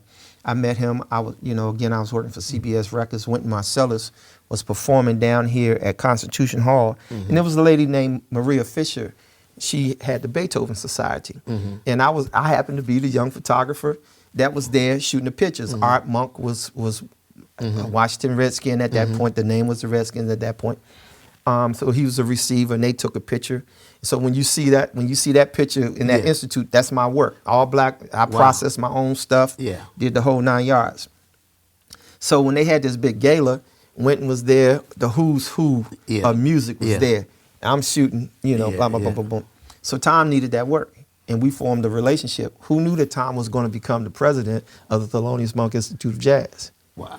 Who's now the president of the Herbie Hancock Institute of Jazz. So after a while, they started bringing me in as a photographer, shooting their events, and then as a musician, playing for their events, and now as a music educator, creating music programs. Wow. So we've been to Russia, we've been to Africa, Morocco specifically, we've been to Abu Dhabi, we've been to Australia.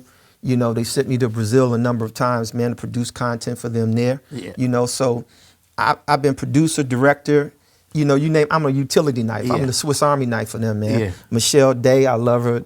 Man, I love her, man. She's Sweetie Pie. Leonard Brown, who's a killer musician, guitar player, saxophone player, and violinist. Wow. I'm just all Kamal. It's like all of these beautiful people that I get to work with, man, from around the world. David, I don't know where David is right now. David might be living in Korea one moment. He might be living in France the other moment. Yeah. And every year I get a chance to come together with them to create programming that's going to make the difference in young people's lives all around the world. Beautiful. Yes. So, and I got to, you mentioned some of these awards, man. I just want to share this with the people, man. Okay. You won the Mayor's Award for Outstanding Achievement in Music Education in 1994. That you mentioned, presented by Barbara Streisand. Right. Sony Music and the Mayor of D.C. Outstanding Teacher of the Year, 1995, Parents United. The Superintendent's Award for Excellence in Education in 2001 for work as a Fulbright Hayes Scholar in West Africa, Ghana, Senegal, and the Gambia. The Mayor's Arts Awards for Excellence in Education in 2012. D.C. Commission on the Arts and Humanities. Bruh. Hey, man. Hey, man, I feel like it's not, hold on, let me touch myself. I'm still alive. I want to make sure it's not a funeral, But no, we've been blessed, man, to try to do some things and be in the right place at the right time to try to help, man. Yeah. And, And we have some festivals that I've seen that you work with, a DC Jazz Festival. Yeah, Sunny Sumter. Mid-Atlantic Jazz Festival. Yeah, Paul Carr. Yeah. And these folks. We got the Capitol Jazz Festival. We got the Silver Spring. We got the Silver Spring Jazz Festival, Alexandria Jazz Festival, the Capitol Hill Jazz Festival. So we have all these different festivals in this area. Yeah. And man, when I interviewed Paul and Sonny, and I asked them this question I'm going to ask you, and I got you the perfect person to ask this. When I see these festivals, beautiful, as a teacher in DC public schools, I don't see a bunch of our students at these festivals. And I know the problem can be transportation, but I always say we need to find something where when we have these festivals, right here in the nation's capital, down the block, with the Mid-Atlantic Jazz Festival, where Capital Jazz Festival, man, we need to find a way because we have teachers, wonderful music teachers who teach in these schools, in D.C. public schools and surrounding areas. How can we get some of these, particularly African-American kids, because we have to expose these, because they're not, in fact, the kids that I teach, I don't believe they really appreciate acoustic instruments because they hear so much 401, these drum machines and all this. And I think we need to get them to experience not just the music, but the ambiance. Like, I went to the D.C. Jazz Festival, man, it was just on the waterfront, man, the food, the smell of the food, just the whole vibe was just made the music that much more, wonderful. But how can we get young, underprivileged kids to experience jazz music? Okay. And take them out of their communities and get them there. So it's a simple formula. Coca-Cola changed its formula at one time. Yeah. and almost lost its business, right? If it ain't broke, don't fix it. Yeah. I said earlier in the program that Calvin Jones and them came to my junior high school, and I saw them play, and it took my breath away. We have to meet our students where they are. A lot of them, their parents are working just like my mother's working, 18 hours a day, trying to survive, especially in this particular climate. We got to go to them. They can't come to us. Those bands that perform, one of the things that I love doing, like even when I'm in Brazil, I go to schools, man. I go to where the kids are, and I perform for the kids. We just did collaboration. There's the same thing at the school that I work at now. We go to them. We don't ask them to come to us because they can't. They can't. Listen to me. They can't. So we have to come to them. Gotcha. So, to Paul, to Sonny, to everybody out there, to Silver Spring Jazz. And they do that. They do that. I want to. Paul is in the schools. Sonny and them got an education program with Hottie Martin and stuff like that. But I'm saying live performances have to come into the schools. So when you get an artist like a Marcus Miller, they have to get here early in the week to do a performance at a school. And it can't just be Duke Ellington. It has to be more schools than Duke Ellington. Yeah. How do you grow a seed? Do you grow a seed in high school or do you grow a seed in elementary school? Elementary school. You always plant seed. I used to debate with people. They like had this major debate with somebody. It's crazy. They're going to tell me that they're going to do keyboard labs in elementary school. I said, can you have a band made out of keyboards? He said no. And then he turns around and says, I have just bought a bass kit for one of my kids over at Roosevelt. He said, I just bought my kid the same thing I just bought in the same bass rig. I said, exactly. You didn't just buy him a keyboard, right? You bought him a bass, right? So we have to meet children. There has to be instrumental music programs in every elementary school. Listen to what I'm saying to you. There has to be instrumental music programs in every elementary school that's being funded by our governments, our local governments. Now, it's interesting that out in Virginia, there are instrumental music programs. Out in Maryland, there are instrumental music programs. In D.C., there are not. That's a problem. If you're going to seed the land at the elementary school level and let it matriculate from 4th, 5th, 6th, 7th, 8th, 9th, 10th, right? 11, 12. That's 9 years that your investment can pay off, as opposed to saying we're going to do it in high school. I used to get kids, man, at Roosevelt who never played music, and they were in the 9th grade, bro. Wow. And I had to teach them scales and stuff. Their instrument, I'm sitting down playing trumpet, I'm playing clarinet, playing trombone, playing all these different instruments in book ones at Roosevelt. Yeah. Do you hear what I'm saying to you? Yeah. That's a disgrace.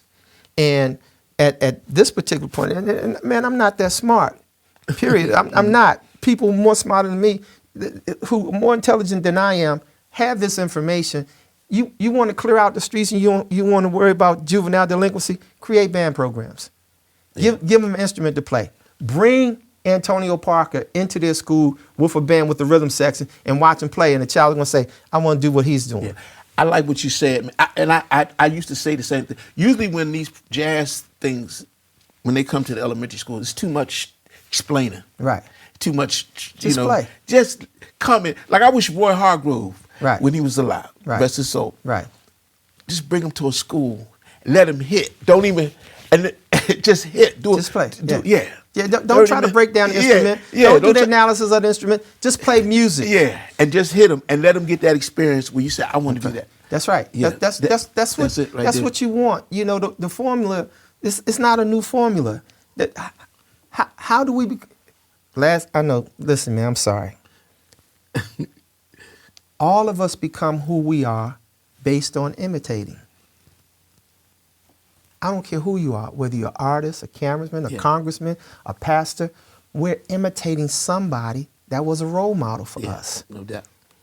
Everything is based on repetition and imitation. It's not a new formula. And if we want to change things, it's called performance-based curriculum. Yes, sir. Period. Yes, sir. They want to come up with all these new names hold up, Yeah. They come up with it. No, everything is based on performance. Yeah. Right now, we in this studio. These folks that supporting us, it's based on performance. Yeah. Can you do your job? Yeah. At a high level? Yeah. That's what everything is based on. It's not rocket science, man. No doubt. You know? Man, beautiful, brother. Yeah. Final questions. Okay. Man, I could talk to you forever. We be up here for hours. Okay. But I got some final questions. Before we started the interview, I asked you how was retirement. I'm not retired. I'm not retired. Yeah, no. But I know you have retired from DC public schools, right? Yes. Mm-hmm. Okay. But you also are still working in education in the capacity? Yeah. Okay. Still working in education, man. Okay. We'll continue to do that, man, until I take my last breath. Beautiful. There's no such thing as retirement. That's an illusion. Yes, sir. That's something that pop. Oh, I can't wait to retire. Yes, you can, because once you do that, you stop moving. It's over. That's right. It's like you waiting to die. Yeah. No, you can't do that. Yeah. That's not what this life is for. That's right. You serve until you can't serve anymore. I've been blessed to be endorsed by Zelgin and Vic Firth. So I go out and I don't charge children for lessons. I don't do that. That's not who I am.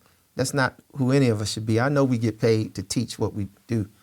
But outside of that, if a child wants to learn, I'm going to teach them for free. Period. Wow. And the universe will provide, And I'm not saying anything against anybody who has to do that to make a living. No, I understand. I'm just saying for me. Yeah. You can do that. You can do that, and it's all good. Alex Acuna is one of my teachers. He taught me that. Taught me that. I was like, wow, this guy, oh my God. It happened at IAJE, International Association of Jazz Educators. And this guy was arrogant and came up and talking about, I'll pay you. And I'm standing there, man. I'm standing there because I wanted to study with him.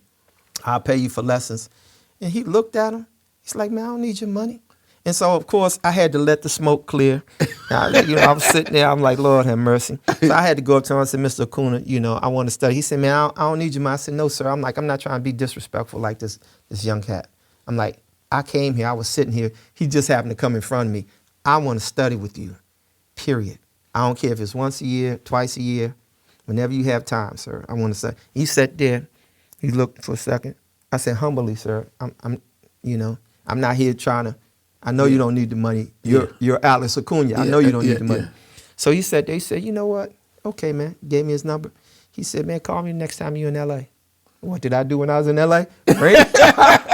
Ring. And hey, man, he brought me over to his home, man. I played for him, man. He dug it, gave me a bunch of work. And that's how it's done, man. I'm totally humble. I'm totally grateful for this journey that God has provided. No doubt.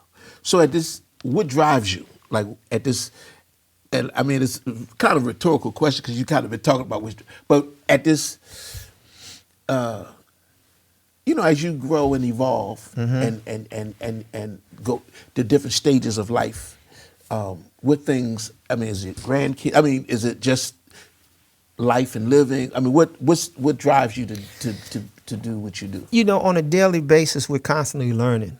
I listen to spiritual information going to work because I know, and I'm not talking about religious stuff, I'm talking about spiritual things.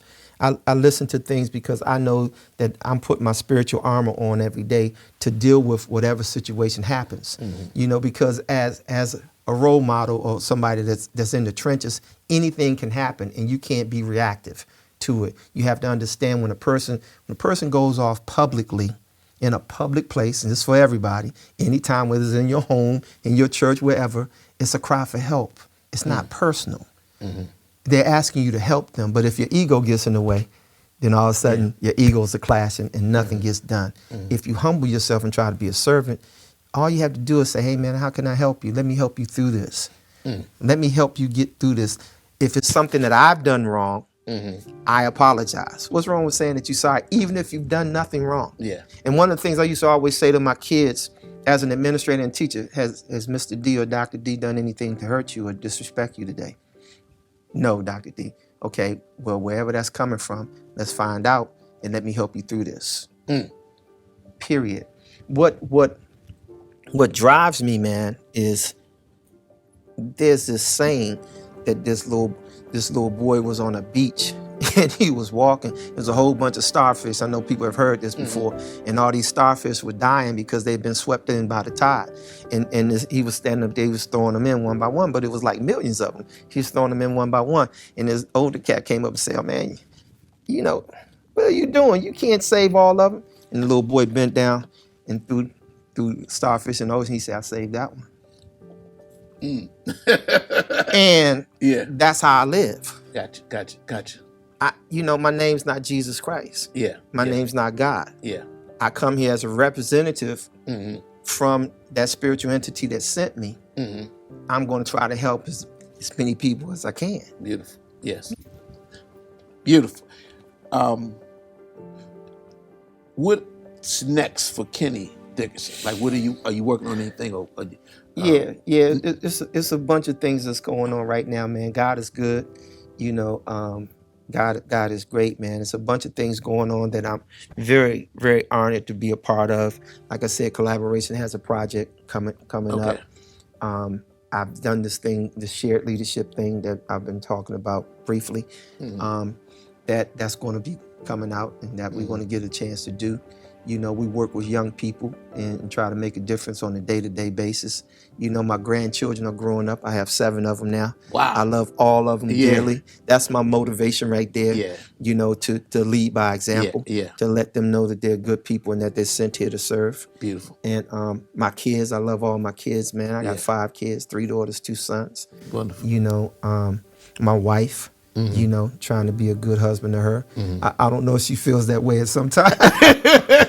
but I know, she might say he's trying the best he can because, life doesn't come with a manual. Yeah, no doubt. Nobody teaches you how to be a husband. That's right. Nobody teaches you how to be a father. Yeah. You know what I mean? So you make mistakes along the way. And I hope that whatever comes up, if in my journey, if I harmed or hurt anybody, I hope they forgive me. And at this point, I think, it's really funny because you don't want to think of yourself as an elder, and I don't know why people would think of me as an elder in the first place. But I guess if you've been here long enough, then that's what it is. But I'm always grateful and honor those people like Calvin Jones, Judy Corey, Sonny Sumter, Paul Cars, Nasser Abades, Ralph Johnson, and all these people, my teacher Cesar Machado in Brazil. It's like all my friends, man, who support me to do the things that we get a chance to do. My mom, I can't thank her enough for what she does. And that's my future. giving back to her. My mom is 88, trying to make her comfortable, giving her anything that she wants or desires, anything that she can articulate out of her mouth to let her know you did a good job. I got you. I'm going to support you because I know eventually, like all of us have to leave here. What will they say when I leave here? Gotcha. Do you understand what I'm saying? And it's how will people feel? Because people don't care what you do. They care about how you make them feel. No doubt. No doubt.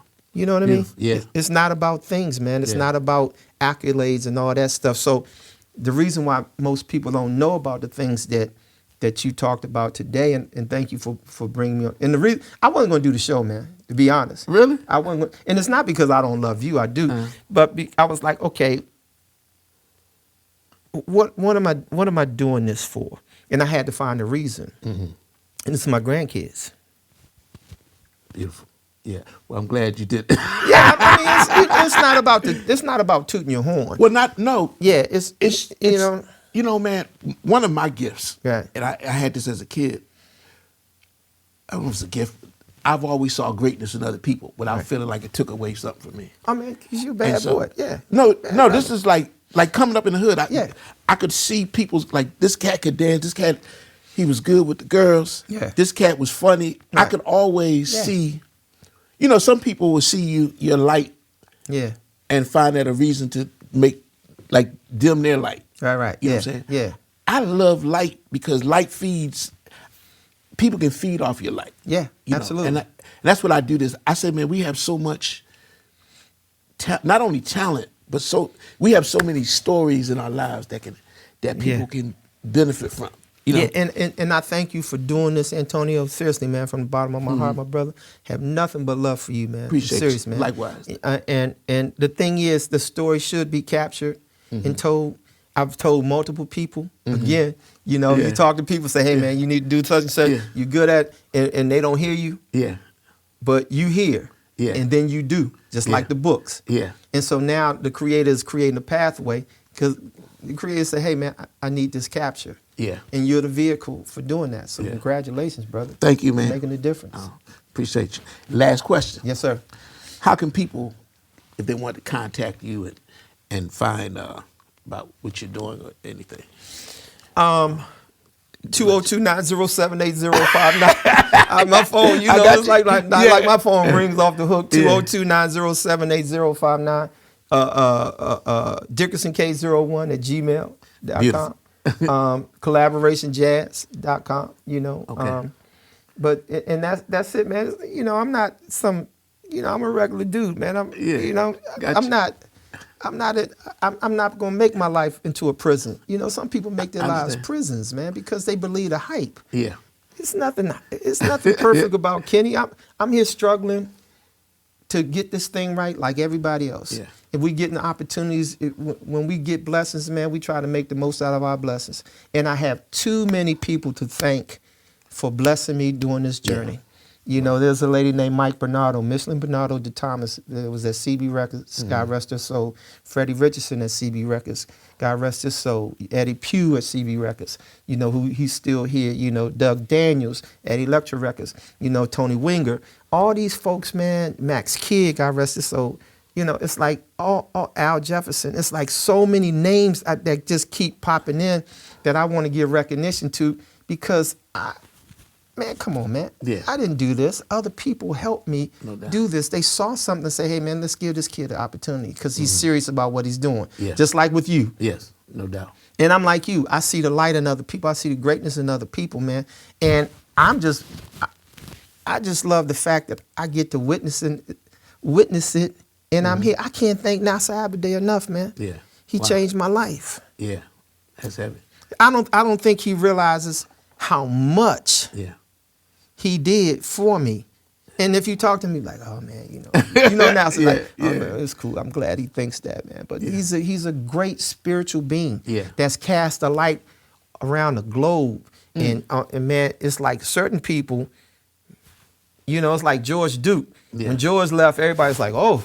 Yeah. Yeah. You dig what I'm saying? It's like, oh my God. Yeah. That I mean the whole Maurice White, oh my God. Yeah. You know, everybody's like, oh, he's not but the legacy will live forever. Yeah. No It's doubt. that type of light. I just want to, if I can do that, something close to that, I'm good. Beautiful. Man, Yeah. my man. Yeah. Well, I'm going to close because I saw these quotes, man, and it made me think of you. Say, Dr. Martin Luther King Jr., he taught that everybody can be great because everybody can serve, defining greatness through service, and that the most persistent and urgent question is, what are you doing for others? And then the great Shirley Chisholm, she said, service is the rent we pay for the privilege of living on this earth. And similarly, the great Muhammad Ali said, service to others is the rent you pay for your room here on earth. Yeah. And my brother, you have, and you are definitely of service, and we thank you for your service, and we're going to continue to thank you, man. And I'm one of them cats that like to see cats get their flowers on this side. I appreciate it. Man. Hold on. I had to pinch myself, make sure I ain't leaving here, right? No, man. But yeah, man, I really appreciate just knowing you, man. You've been consistent, and I've known you for many years. Yeah.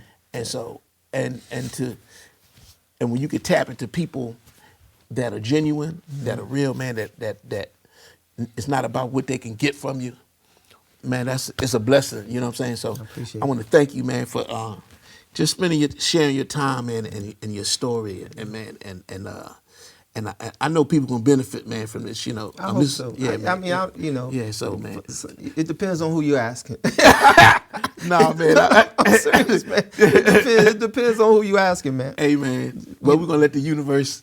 I'm just being candid, man. Yeah. You know, I don't know. This is the thing. I'm like you. I try to benefit from every. I love A&E. I love biography. The thing biography. Yeah. I love it because I learn from. I don't care who it is. Yeah. You can be a Ku Klux Klan dude. Yeah. I'm serious. No, I'm serious. I'm very serious because I want to know why you espouse hate. Yeah. I want to know why. Yeah. You know, I want to know what brought you to this part of your journey. Where that's when you and I learned from it. I'm like, okay, I get it. I understand why you feel the way that you feel to a degree. Now, hopefully, before you leave here, your journey will teach you something else. And a lot of times it does. Yeah. You know, with folks. So again, man, I'm grateful. Thank you to you. Thank you for all these people who are here today when they could be home on their Sunday chilling, you know, and everything, for capturing this and stuff. Like I said, I did it because I thought of my grandkids. Beautiful. And the children who might not ever get to meet me. Yes. Their children's children. Yes. When they say, they call me Koopy. That's my name. Koopy? Okay. Yeah, you know, all my grandbabies call me that. Yeah. So when Koopy leaves here, they'll be like, oh, that's part of Koopy's story. Yeah, no doubt. Yeah, that's it.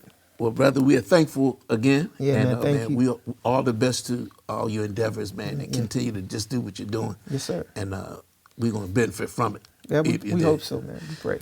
All right. So there it is, the one and only, my big brother, Dr. Kenneth Dickerson, a.k.a. Kenny Dickerson, right here on A Conversation in Jazz. And we'll see you on the next one.